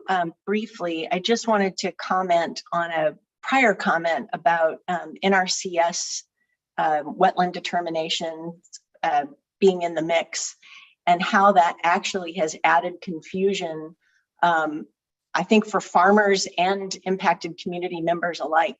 So you've got NRCS that has done a wetland determination as part of the Swamp Buster law versus the final say if you're going to be impacting wetlands under 404, which really should be done or is supposed to be done by Army Corps of Engineers. And I've found, at least in a couple of my cases, that farmers that want to transition from crop farming to CAFO, to factory farm, wrongly believe that that would be subsumed or protected if their land had been long ago considered prior converted cropland, when actually, if a more recent determination had been done, there would be farmed wetlands found on the site that would be regulated. And so there's kind of this, you know, it gets missed until after the fact, until after the damage is already done. And then there's, on top of that, a misconception that building a CAFO, you know, converting cropland to a CAFO somehow falls within the normal farming activity exemption to waters of the US. And so I think that whole area, I know it's been the subject of a ton of litigation, but that really needs to be cleared up in order for us to protect the few remaining wetlands that we have on Midwest farmland. Thanks. Great. Kim, thank you. So why don't we take a minute here? If folks have any final thoughts that they want to put into the chat, go ahead and put them in there. So we'll take 60 seconds to do that. And for the benefit of the folks that are on the live stream, Megan Dwyer put into the chat that she agrees and echoes many of Ray's comments that a durable and consistent rule must be established, and that from a farmer standpoint, there's no clear single governing body and a vast difference in helpfulness and understanding from the different core districts. And in addition, that clarity needs to be provided around prior converted cropland, and that prior converted cropland needs a clear and codifying definition when it comes to what can be recaptured and treated as jurisdictional. So thank you, Megan, for putting that into the chat. So we'll take another 30 seconds here. Folks have anything else in the chat, please put it up there. And then what I'm going to do is I'm going to switch the PowerPoint slide so folks can see and start thinking about what our next discussion block is. And so our next discussion block is on innovation and coordination. And I'm not going to read out the questions, but I'm going to put them up there. So just another 20 or 30 seconds if folks have anything else that they want to put on into the chat. My first two commenters here under innovation and coordination, I've got Ray and Hannah, and then I'm going to ask folks to raise their hands. So Ray, I'm going to come to you in just 1 second. I'm going to give folks just another 20 seconds here to put any final thoughts they have in chat on the first discussion block. Great. Liz, I see your comment in there about companies that propose to mine in the Black Hills often have intermittent and ephemeral waterways. This means that WOTUS is applied here, then not applied here several times. And so Lilius, you had suggested more certainty. And Ani identified that there's a decade of determinations that were done in Indiana that have to be redone. So I'm going to go ahead and pop to the next discussion block. As I mentioned before, the next discussion block is on innovation and coordination. We're going to take just over 20 minutes here just to catch ourselves up in time. So please don't be shy to verbalize your thoughts. My first two commenters, I've got Ray, then Hannah, and then I've got Jill and Megan in the queue. So Ray, jump in. Well, thank you.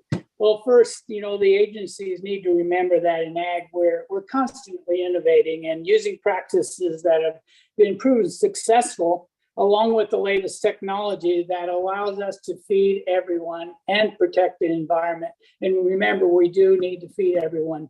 But I want to share with you a roadmap of our farm.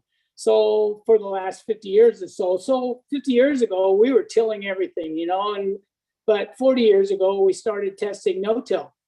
31 years ago, we moved to 100% no-till because it proved successful and financially, viable.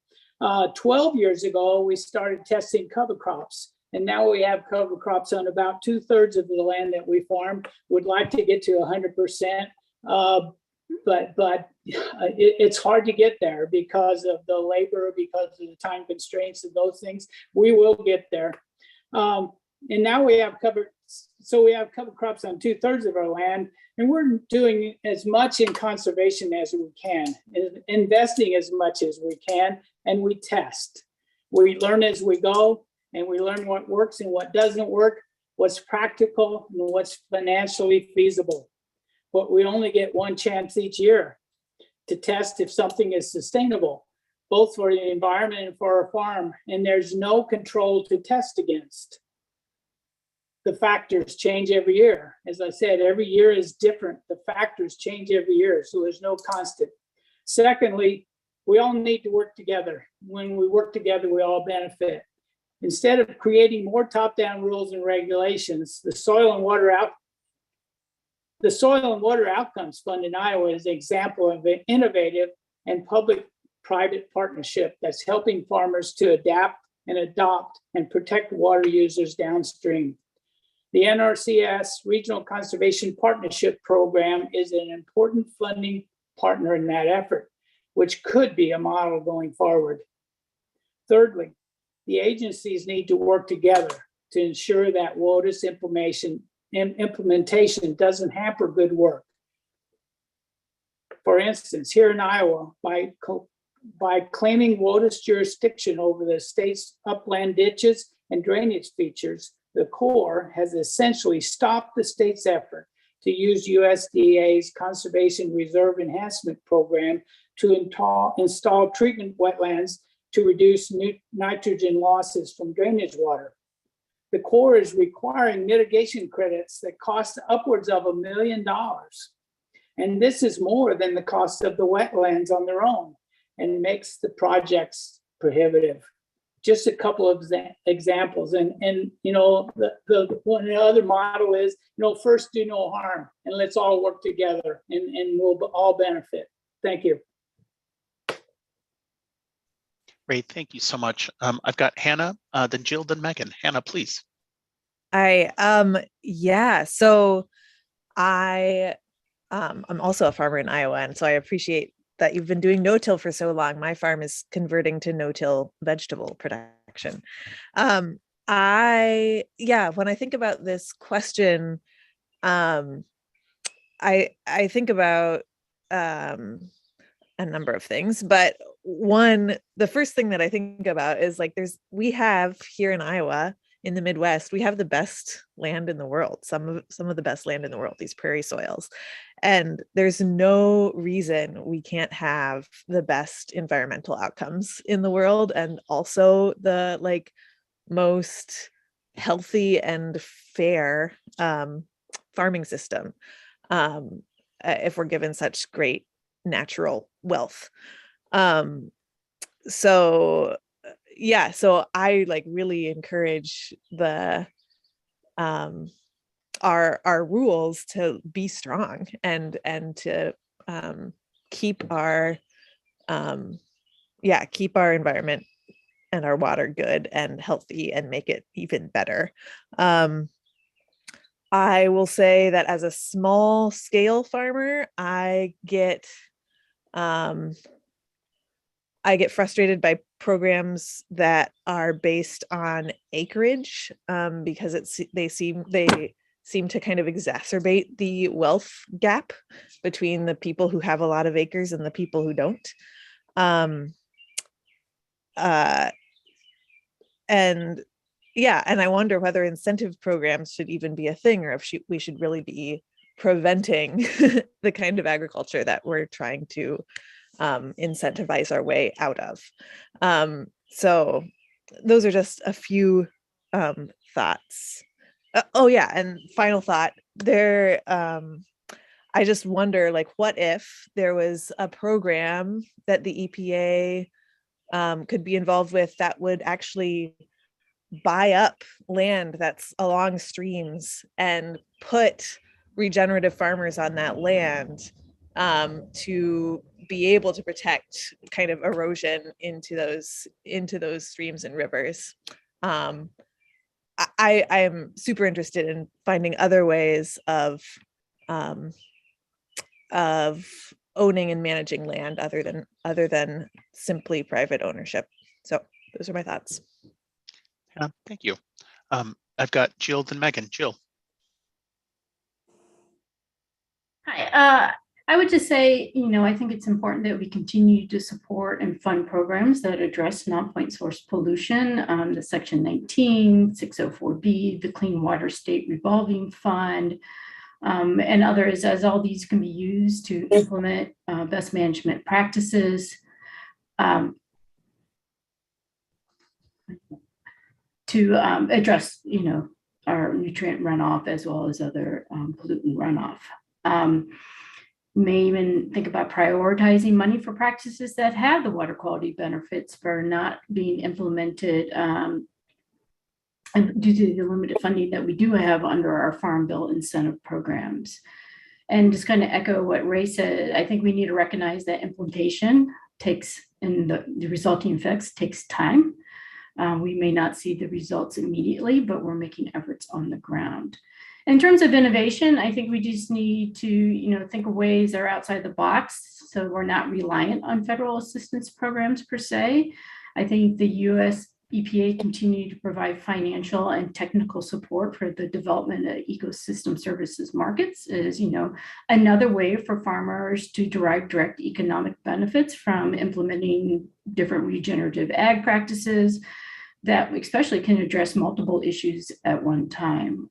I think the approach taken with the EPA policy and guidance for water quality trading can extend to other market-based programs and have the EPA and USDA working together to provide a backbone of support for getting farmer buy-in and confidence in participating in these markets, while allowing for some flexibility and experimentation without any penalties to those participants. I think would encourage and drive multiple income sources for our farmers.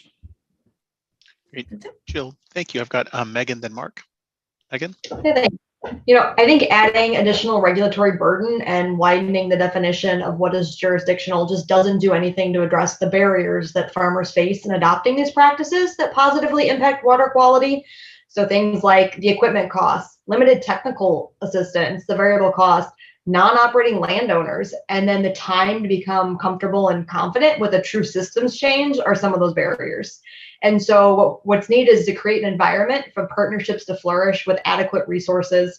And that's the type of innovative reform that's needed. In addition to the agronomic and environmental benefits, the economics have to make sense for a farmer as well. So Illinois Corn, in partnership with the Illinois Soybean Association, has a program called Precision Conservation Management that does that. It uses farmer data to create economic return information for conservation practice adoption, and is successful by not only being farmer-led, but it's leveraging partnerships, private partnerships with companies that are willing to put resources directly in a farmer's hands. And so we need more collaborative, out-of-the-box programs if we want things to be successful. And again, that doesn't happen by increasing regulatory reform. It's by coming together and working collaboratively, all for a common goal. Again, thank you. I've got Mark, then Ani, and then we have probably time for 2-3 more folks to raise their hand and jump into the conversation. So please do so. Mark. Thank you, Rob. I'm kind of focusing on the second part of this discussion block about the USDA incentive programs. And one of the things that always has struck me is about how like the long-term issues that we face, like on the Mississippi River, I think of the sediment filling up Lake Pepin or the hypoxic zone in the Gulf of Mexico. These are going to take decades of change before we can adequately address them. And, and so in that long-term strategy, the definition of WOTUS, the doubling the conservation programs at USDA, that will have not that much effect on this long-term issue. And so the more that we can do to kind of get the snowball going down the hill, the more that we can push it so that we can make that long-term, persistent, consistent change, I think the better off we're going to be in the long run. In terms of like a policy, as we all know, the WOTUS implementation has been pretty controversial. I'd be really interested in taken some time to see what can we learn from that, and how could we change that. And for example, could a USDA conservation program be used in conjunction with WOTUS to assist with the transition of land into more permanent protection? And thinking about maybe there's something around federally subsidized crop insurance, and could that be used to help support more WOTUS compliance? And then the last thing I just want to mention is about how it has been alluded to by others here, that farmers are not the only actors in this agricultural system, and that the buyers of commodities can have a tremendous economic pull for a more diversified agricultural system. And so with some of the EPA and USDA granting programs, can we do more to encourage markets for perennial crops that can protect floodplains? The more that we can have these economic drivers that work for all the actors in the commodity chains, I think the better chance we'll have for this long-term consistent success that we will need. That's all I have. Thanks. Mark, thank you. Ani, please jump in. And then Zach, I'll come to you next. Thank you. This is a great conversation, and I've just got a few kind of general thoughts on, innovation, and it's kind of my thing, coming up with new ideas. And so my suggestions for, how can the EPA and U.S. Army Corps of Engineers, give me a second, support innovation. To start with, offering more opportunities for non-traditional, out of the box participation and ideas like pitch competitions and I really think that competitive spirit comes out and really reaching to the younger generations and giving them incentives to really put forward some of their ideas. The generations now are incredibly intelligent and very responsible, and they're really looking for opportunities to attack or to approach these issues.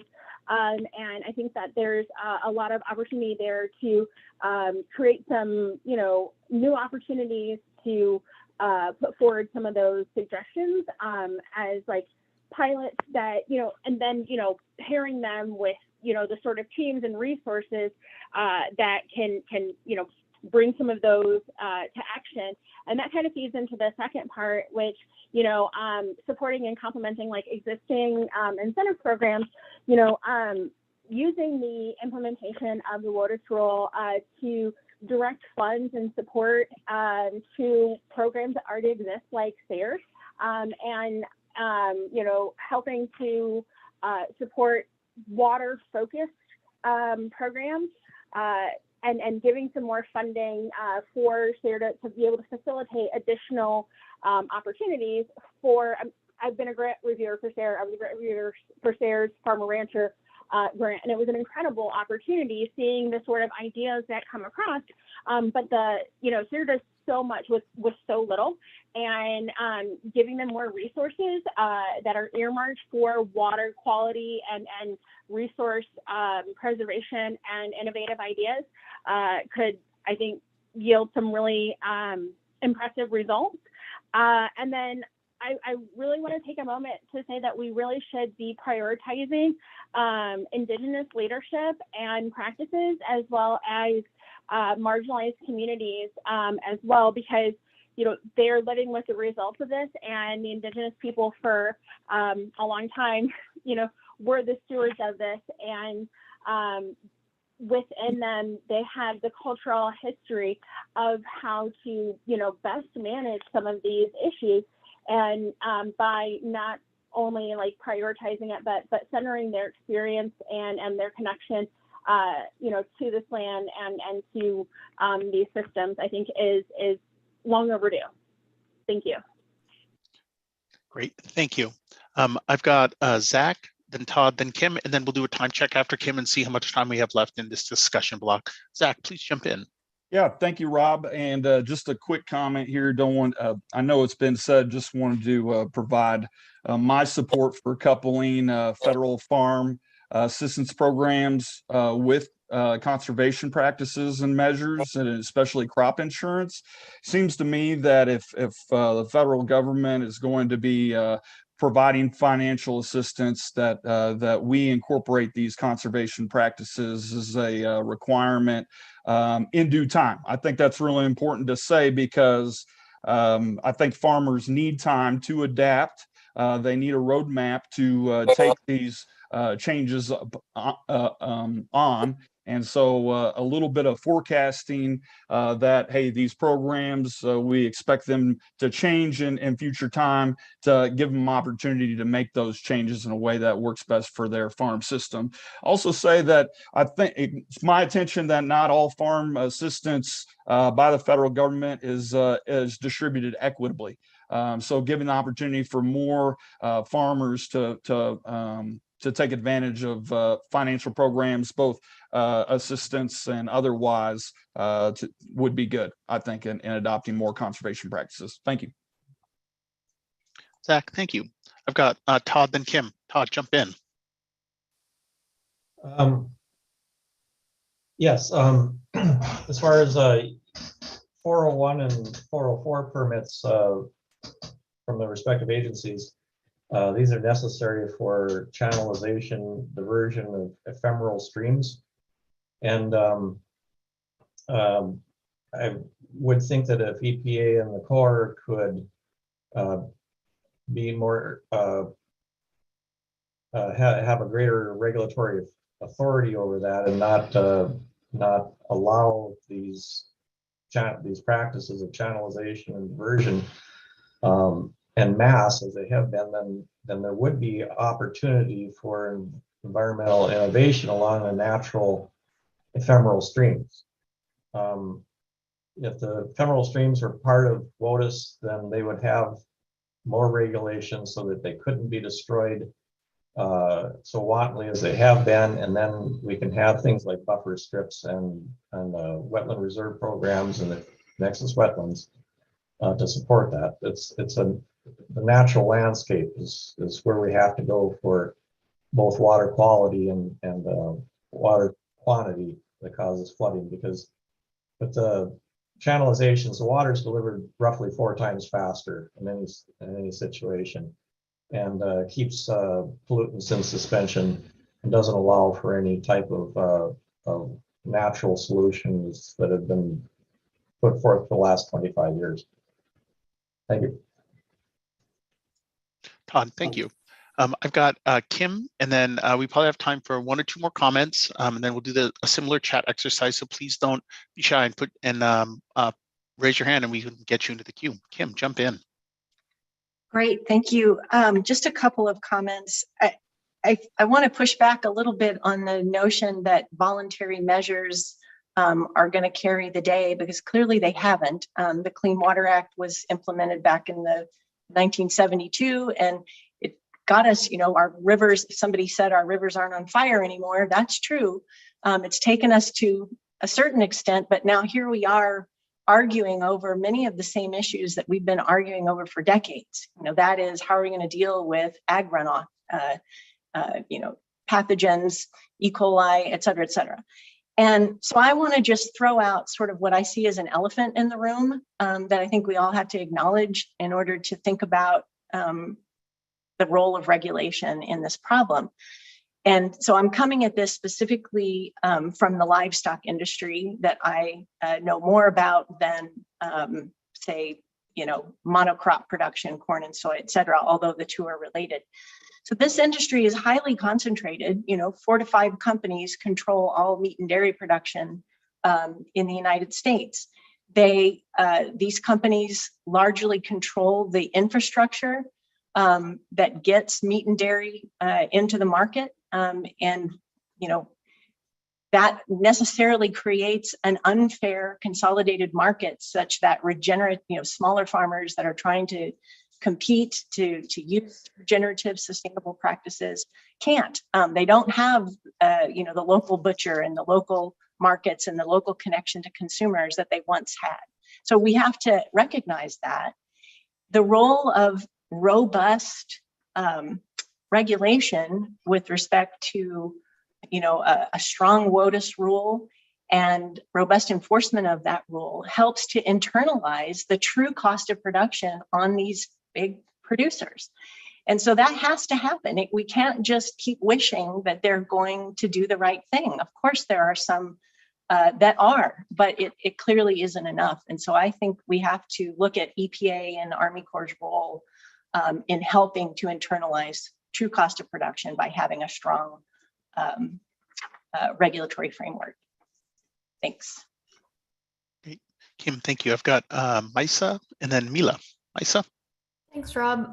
Yeah, we've heard great ideas about innovative practices. And as a policy person, I want to plug innovative policy too. And I think a lot of our policies related to water have focused on solving for one issue at a time. You know, if you look at the Mississippi River, in many of its reaches, we've tried to solve for flooding issues only through channelization and built infrastructure as an example. And that's come at the cost of habitat, water quality, and environmental justice. So we come up with this like whack-a-mole of issues that continue to come up. So policy innovation looks like solving for more than one issue at a time. And it also looks like working in an interdisciplinary manner. So I appreciate that we're even asking this question about, you know, interagency coordination, and we need a lot more questions like these, I think. And we've heard in the discussion already about the nexus between housing and flooding. So there are a lot of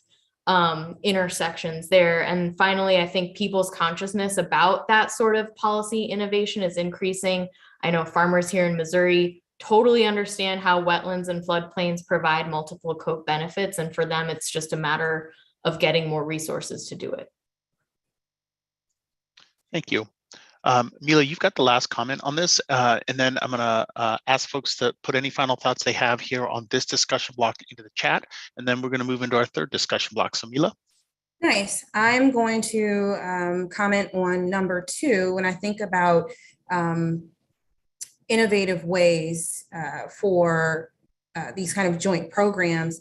I would say novel use of our existing, now it just came out of my teenagers are walking by me, our extension offices, excuse me. And so if there is some way to resource extension offices to be a bit more nuanced. I do know here in Illinois, people have complained like all of our agencies and everything related to them seem to be under-resourced and understaffed. But I do think that there's something there. It's a wonderful connector and translator between our academic and like land grant institutions, as well as to farmers and conservation organizations. And so I think some way of using that network also can diversify employees that are working on that intersection. And honestly, fellowships that move individuals with the sustainability mindset or an ecological mindset or socio-ecological justice mindset into these places, because you're going to need interdisciplinary professionals that can translate across lines, that can work across scales and kind of interpret policies from the municipal level, the county level to the state and federal. So those would be my comments. Great, Mila, thank you. Okay, so we've got about 1 minute left here in this discussion block. If folks have any thoughts that they want to put into the chat, any final thoughts here on this discussion block, I invite you to do so in the next minute. While you guys are doing that, I just want to say you guys are doing an amazing job using the Zoom functionality that we have, using the chat and the raise hand, and being mindful of the time and the airtime. And you guys are doing fabulous, and I really, really appreciate it. And I know how hard it is to be online for 2 hours, especially when you all have other things to be doing. We only got a half an hour left, and I appreciate the energy you continue bringing. So why don't we take another 30 seconds if there's anything that comes in the chat. I'll try to cherry pick some of that for the folks that are on the live stream. Zach put a comment in the chat here that that had to do with the previous session, I think, on implementation effectiveness. Zach said that he gets a sense that many landowners appreciate the deference to state authorities from EPA on regulations, on interactions and implementing pollution migration, especially for the ag community. For many ag entities, especially those with livestock, in quotes, nutrient management plans are what's required for regulation purposes, yet the regulatory system of nutrient management planning isn't seemingly adequately addressed doesn't adequately address the nutrient loading problems downstream. Some exemptions do exist and may be exploited by some, so it might be time for more enforceable measures and expansion of the nutrient management plans to other segments like crop growers. So I'm going to flip the screen for the folks that are on the roundtable here, and you should see the next questions for the discussion block, climate change. So we've got about, by my reckoning, about just under 30 minutes left here. So we're going to do about 25 minutes here on this discussion question. And my first two speakers are going to be Ani and Kevin.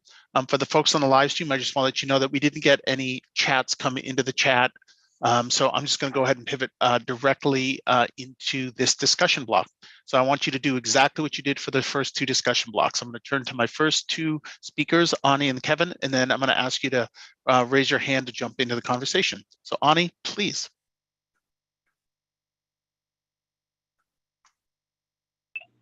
Thank you. I thought about this a lot, and as I was preparing for this conversation and specifically for this section, there was a lot on my mind. And I've mentioned a little bit already about, the future and stewardship and responsibility. And that's how I want to kick this part of the discussion off. I want to remind people of, our responsibility to each other and to the environment and to future generations. And when we're discussing how we can deal with these things and what our responsibility is and what it's worth to us, I really would like to encourage people to take a moment and just reflect on what is the future worth for your family, for your friends, and for our world. And I don't think that's something that really can be kind of just quantified with a dollar amount. And I think it needs to take a little more weight in our minds and in our hearts when we're discussing these things. It's not just an inconvenience. It's not just a paperwork thing. We're talking about the most critical essence for life, which is water. And here in the Midwest, this is like people here have this mentality that it's just plentiful and it's here and it'll never go away, and they don't mind letting corporations extract untold amounts or not tracking what kind of pollution that we're doing, just with this assumption that it'll always be there, but it's not going to always be there if we don't make those decisions today, to do the responsible things that we're being called to do that are right in front of us, addressing the pollution and addressing the lack of concerted, it's a mentality. And with climate change, we're already seeing the loss of farmlands through drought and desertification that, again, we already mentioned, the reason the Farm Bill started and all this conservation started was the Dust Bowl, and the over concentration of the meatpacking industry. And here we are, revisiting this, and we're in almost as bad, if not in some ways worse situation, because we know better now. We've known better this entire time, and we've been, on one hand, working so hard to conserve things and to protect things, but then on the other hand, we're allowing exemptions and we're allowing, shortcuts and all kinds of shenanigans going on, and it's not. It needs to be more about our responsibility to each other as human beings and as stewards of these resources for the future than it should be about budgets and personal profit. And if that sounds like a harsh take, it's supposed to, because I don't have kids myself, but that doesn't stop me from feeling extremely responsible for ensuring that I do everything that I can to leave them a world that's livable. And I think that that's really the focus that I would like to set for this discussion, not about the inconvenience of paperwork, but, what is, the livability of the future worth. And just for a pop culture reference, Tank Girl starts off, and Tank Girl is premised in a future, not too far distant in 2033, where corporations control all of the drinkable water, and it's kind of like a Mad Max sort of a thing, you know, fighting over water. And if we don't make the right decisions today, that future can be a lot closer than, you know, we want to believe. Thank you. Great, Ani, thank you. I've got Kevin, then Jill. Kevin, please jump in. Thanks, Rob. You know, as a person that runs a wastewater utility that receives a lot of water from different storms and also a flood management entity, folks have asked me what keeps me up at night. And, you know, the really thing that scares me to death is the changing climate. It's hard to design something when you don't know what the design criteria should be because it's constantly getting worse. So it's something that we all need to take seriously. And we're seeing the impacts of it today. Since 2000, the Milwaukee area, and I think it's similar for a lot of the Great Lakes areas, we've seen much more intense rainstorms hitting these areas. They're coming down faster and shorter time periods. And it's stretching and really causing problems for all of the infrastructure, whether it's urban built infrastructure, but even in the rural settings as well. Someone told me once that 80% of the pollutants are coming from 20% of the areas of a watershed. And if you just intensify the rainstorms on those 20%, you're going to see more pollutants downstream. You're going to see more sedimentation problems in the waterways. There's going to be more impact on drinking water. So I think it's vitally important for us to understand that the whole discussion around WOTUS is part of that solution. We need to make sure that we implement steps that are incrementally going towards addressing climate. And one of the things we're working on here is what we call a climate resilient watershed. You're going to hear the word watershed from me a lot because I'm a big believer in that approach.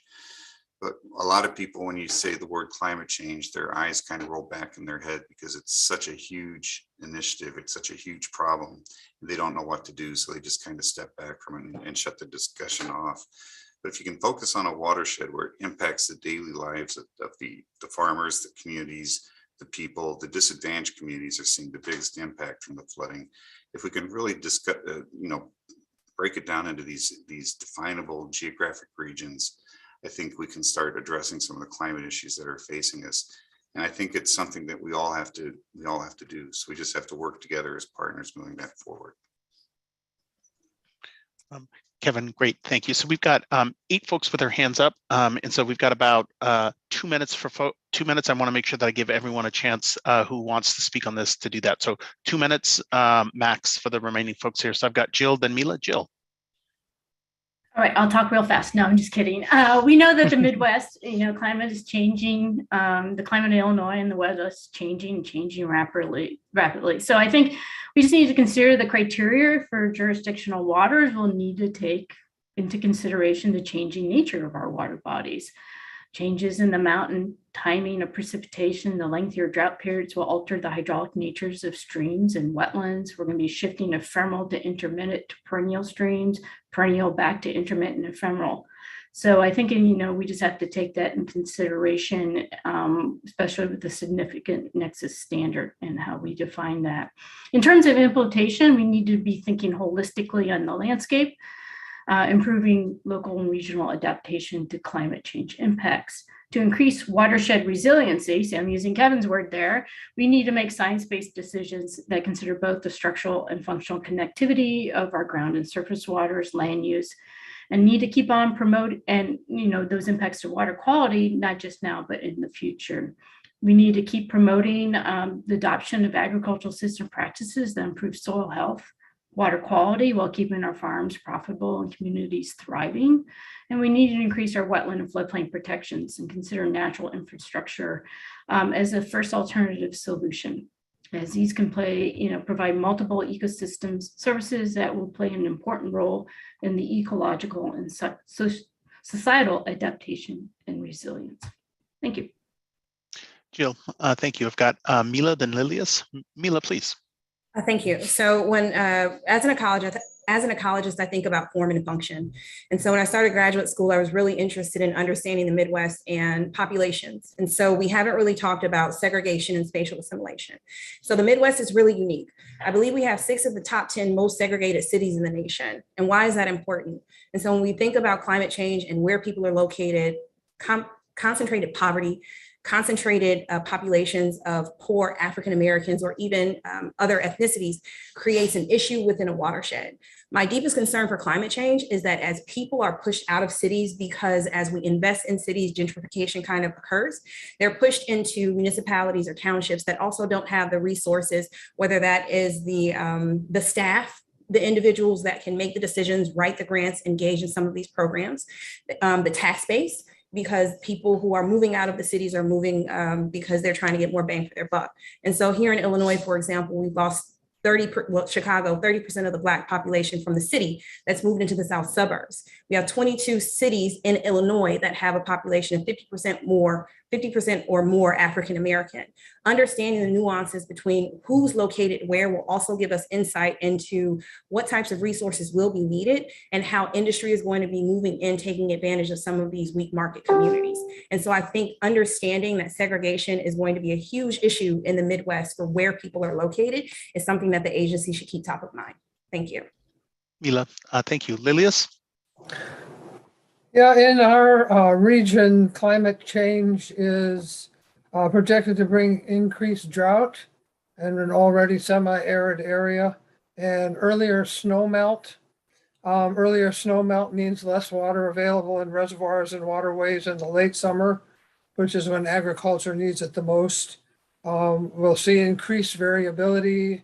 I think we're seeing more tornadoes, but I haven't scientifically verified that. What I have scientifically verified is that the number of flash floods in our area has increased quite a bit in the last 25 years. And floods cause the usual problems here: loss of life, destroyed infrastructure, flushing sediment from unprotected ground into the streams. But they also cause problems because toxic wastes at old abandoned mines can be flushed into the streams. We believe this is part of the reason for high mercury, arsenic, and uranium in Western South Dakota waters, but more research needs to be done to quantify these impacts and hopefully to make a case for finally reclaiming the old mines. The EPA was asked to look into the possibility of designating a Superfund site at one of the larger ones of the old uranium mines in the area, and were unable to get permission from the mining company that controlled the lease for the area to go in and do testing. So I think the EPA should have a little more teeth in that. And I want to also again mention that no one size fits all when you're talking about climate change. It's different from place to place. Thank you. Great, Lilius, thank you. I've got Megan and Ray. Megan, jump in. Thanks. So I mentioned we farm up in Northwest Illinois, and in 2019, we were in one of the top prevent plant counties for the state. Due to the excessive rainfall we received, we were unable to plant a large portion of our acres. That being said, we can't control the water that we receive, but we need to be equipped to manage it once it's here. And in order to do that, we need to think in terms of systems changes. This isn't implementing one practice, changing the way we recognize or classify one particular type of water, but it's looking at it in that holistic approach, as many have said before me. In that, farmers want to be a part of that solution. And there is no single solution out there. It's, Jill mentioned that we're going to see with these significant change in rainfall events, a change in the way that water sits and flows. And we need to recognize that. And we need to recognize what that means and how that works on these working lands. I mentioned I'm a 4th generation farmer. I've got 4 young kids. I hope at least one of them is interested in being a 5th generation farmer. And I think it would be great for them to recognize that they have a voice and that farmers can make a difference in these conversations.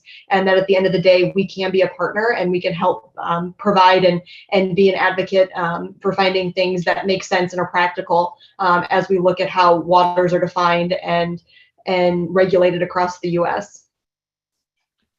Megan, thank you. Ray, then Todd. Ray. Thank you. And Megan, I agree with you. Those next generations are important to all of us. And our farm, we have our next generation farming with us. And right now we're 50-50 partners and transitioning more and more toward our son and daughter-in-law being the managers of our farm.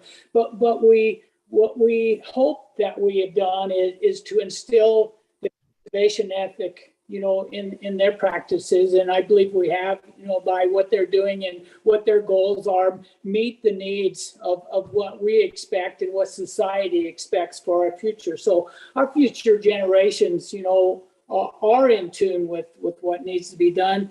But I want to share an example and some information about our experiences with climate change. First of all, I've had a climatologist friend that I've talked with almost every day for 40 years until he retired last year. And he's been telling me and some of his other clients that, this time period is one of extremes. Is it caused by human? Maybe somewhat. Is it natural? Maybe somewhat. But does it matter? What are we going to do about it? So on our farm in 2010, we had never seen a 4-inch rain in an hour. Our son and I were watching it rain outside, and we saw our terraces start building up from the top to the bottom, gushing from one to the next on down the hill. And it was gut-wrenching because we had at the time 20 years of no-till and lots of other conservation practices, terraces and waterways and all those things, thought we were doing a great job protecting the soil and cleaning the water. We could not manage for an event like that. And every year for 7 years after that, we had one of those events or more, one of those 4-inch rain events or more every year for 7 years following. Haven't had any since 2018, but it has been our area. Our farm is all pretty much located within 5 miles, where it's a pretty small circle. So we need to remember that there are a lot of things beyond our control, and we all have a role to play, and that the rain falls on all of us, and when we work together, we all benefit. And those are all the messages for EPA. We also should consider some of the circularity issues, along with working with livestock in our areas to recycle our nutrients and put the waste from the animals back on our land, so we're not buying commercial fertilizer. We're also producing fuel and fiber and energy for our society. And we need to, our agencies and we all need to consider how that all fits together and how we can do a better job and protect this earth and be the good stewards that we should be. Great, thank you. I've got Todd, Misa, Zach, and then Harold. Those are my last 4 folks. So Todd, jump in. I like the previous 2 speakers. I'm a 4th generation farmer, and the 5th generation is on the farm. And but my educational background was in climatology and meteorology. I know enough about that to know I don't know anything about it. And I leave that to atmospheric physicists and the climatologists to figure that out, what's happening with the atmosphere, what's happening with our climate. But that doesn't give us the excuse to blame climate change on flooding and water quality degradation. A lot of this is happening because of, as I've said before many times in this thing, channelization, the destruction of wetlands, the channelization of the ephemeral waterways and the intermittent waterways. And what we have to do is we have to restore those waterways, or leave those waterways if the natural meandering streams they are. We have to keep the wetlands on the landscape, as I have done on my farm, as many other farmers do not. There's an effort to drain everything that you possibly can. And I've got my ephemeral wetlands that are headwaters and my ephemeral streams in their natural state, and they hold back a lot of water and keep the watershed, at least the upper part of the coulee watershed, from having problems with the infrastructure and flooding people downstream. And that is the problem that I see that we have, that the Corps and EPA have to look at the permitting processes they have to allow these channelizations and allow these diversions of the natural waterways, put ephemeral streams, intermittent streams, and the nexus waterlands into waters of the United States So there's a regulatory handle on it so that we can actually move forward and solve the problems that we've got. Thank you. Great. Todd, thank you. I've got Misa, Zach, then Harold. Yeah, Misa, jump in. Thank you. Yeah, this is one of those times where I wish we had settled on climate weirding instead of climate change, because for the Midwest, we get all of the climate weirding. It is flooding. It is also heat and drought. And I just want to echo a lot of my colleagues and their comments, Jill's comments, Todd's comments on the need to restore our habitat's ability to cope with climate weirding. And, you know, resilience has kind of good and bad connotations, but our habitats, wetlands, and floodplains ability to deal with flooding is also the same, you know, mechanism that gives it an ability to deal with drought. So here in Missouri, we had our 2019 historic floods. There was a drought task force the year before, immediately followed by a flooding task force. So again, instead of solving for one issue at a time, if we focus on the ability of our nature-based systems to accommodate both floods and heats and droughts, we are solving for multiple issues. And again, wanting to, you know, I've said this earlier in the other remarks, but on heat and drought, we will see more hypoxic zones. We will see more harmful algal blooms. And there's research that suggests that the increasing temperature increases the toxicity of the HABs themselves. And another piece of this is just the cascading impacts of these phenomenon. So when one thing is impacted, how that might cascade into other harms to our communities. And there's only been 10 scientific studies that have looked at the interaction between climate change and harmful algal blooms on marine life, for example. So the Midwest is at the front line of experiencing climate change, and I agree with all the comments that have focused on needing holistic, nature-based watershed level policies. Great. Zach, then Harold, and then Kim. I'll try to squeeze you in here. So Zach, Harold, then Kim. Zach. Thank you. I'm going to say Kansas farmers face an average of losing 5 tons of soil loss per year from water and wind combined. With 25 million acres of cultivated crop ground, that's 125 million tons of soil lost every year on average in Kansas. This creates modern day dust storms and it affects our water quality and storage capacity of our reservoirs, including Tuttle Creek Reservoir has lost half of its storage capacity since it's opened 60 years ago. That's flooding control and drinking water storage.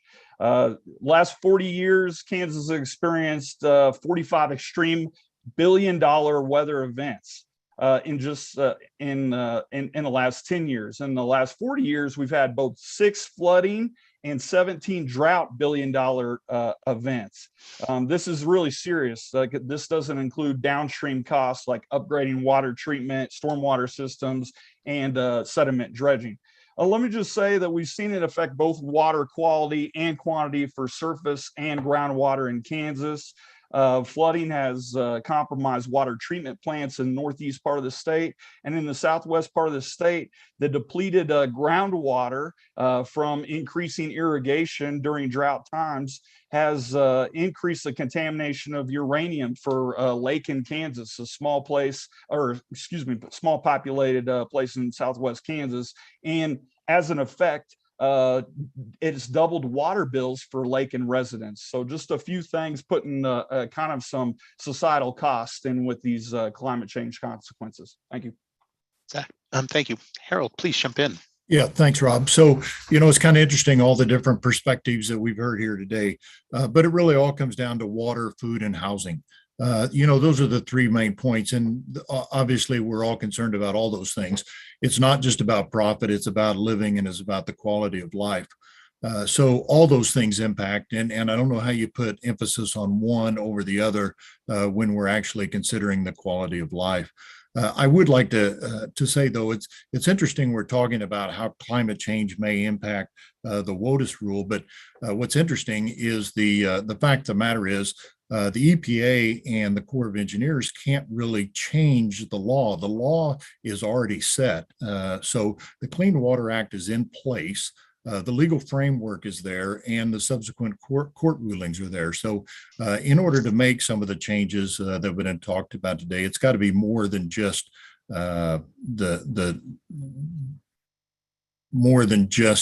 WOTUS or the definition of WOTUS.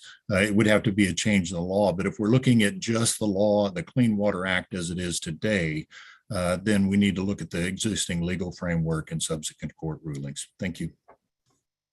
Great, Harold, thank you. Kim, you're going to have the last comment on this. And then while Kim is sharing her comments, I invite folks to move into the chat. And then Sylvia, I'm going to come to you for closing thoughts, and we're going to end right on time here. Kim? Great, thank you. I'll make it brief. While I appreciate that everybody would like a very clear, rigid rule, certainly industry would like that for purposes of regulatory certainty. If there's one thing that our discussion on climate change has made clear, is that we're facing anything but certainty. And that specifically with respect to the WOTUS rule and the regulations that define that, I think we've got to build in that flexibility to be able to, for EPA and Army Corps to take into consideration the changes to our nation's waterways, given the threat of climate change. So we need more flexibility in that rule, not less. Great, Kim, thank you. So I'm going to read two comments that we have in the chat for the purposes of the live stream. And then Sylvia, I'm going to come to you to wrap up the meeting. Don indicated that the EPA and Army Corps should recognize the anticipated effects of climate change as they evaluate how to best protect water quality under the Clean Water Act. In the Great Lakes region, heavy rain has increased 35% based on the last 65 years of hydrologic record, and total rain has increased 14%. This increased participation has increased runoff and flooding impacts, and this increases the importance of wetlands to store the water and filter runoff. This again points to the need to take an approach that recognizes the hydrologic connection of all waters and watershed features of a region. Mila shared a couple of articles that she thought that folks would find interesting. Ray put into the chat, when we begin getting those extreme rain events, that's when we began using cover crops. And they help a lot to protect from those extreme rain events and build soil health, absorb rainfall more quickly, and hold more moisture that allows our farm to be more resilient during drought. One final one that came in, and that came in right at the end of discussion, block number 2 around innovation and coordination. That came from Mila. She suggested that our historical Black colleges and universities that are agricultural and mechanical are potential hubs to connect BIPOC farmers. 80% of Black farmers are in 12 states, and if there's a deep desire to support African-American farmers, it is of note the locations, resources, crops, and even social networks for this specific group of farmers. So we're now going to move into final comments. I'm going to turn it right over to you, Sylvia. Great. Thank you so much, Rob. Hi, everyone. My name is Sylvia Quast. I'm a senior advisor to the Assistant Administrator for Water at EPA, Radhika Fox. But I'm just going to close this on behalf of EPA and the Army Corps of Engineers, because I've worked with them for a long time, and we've got some really great partners over there. It's a pleasure to work with them. I just want to thank all of you on this roundtable for the time that you've taken and the thought that you put into this. It's been great. It's just been really terrific to sit here and listen to you. My attention has not flagged once, which is really saying something. I just have to tell you when I'm on calls, particularly of this length. You know, I had a feeling that doing these regional roundtables would be helpful and that we would get a lot of interesting information, and you guys are absolutely the proof of the pudding. I mean, you have had terrific ideas, lots of ideas. I haven't been able to keep track of all your ideas, but fortunately someone else is taking notes. But I think the other thing that I wanted to say to you that I really valued was, it's clear to me that you're not all coming from the same perspective on this and on the issues that we were talking about here, but we had a civil conversation anyway, and you guys had a civil conversation anyway, and I really appreciate that. That's something that we don't always see these days. I won't say a lot more about it than that, but I just really appreciate that, and I guess credit here particularly goes to you, Mark and Jolie, for pulling this group of people together. great, thoughtful people who know how to have a civil conversation with folks, even if they don't necessarily agree with your points of view. You all have given us a lot to think about how we could do WOTUS better and a lot of issues beyond that, Clean Water Act and beyond. And I just, again, really, really appreciate the time that you've taken and the thought that you've put into this. And I want to make sure to thank Rob and Janelle as well for the great job that they've done in facilitating and organizing this roundtable. So thank you so much and appreciate everyone staying till late in the day for everyone, for most of you folks in the Midwest. Appreciate it. Thank you. Thanks, everyone. Meeting adjourned. Thank you. Thank you. Everyone. The recording has stopped.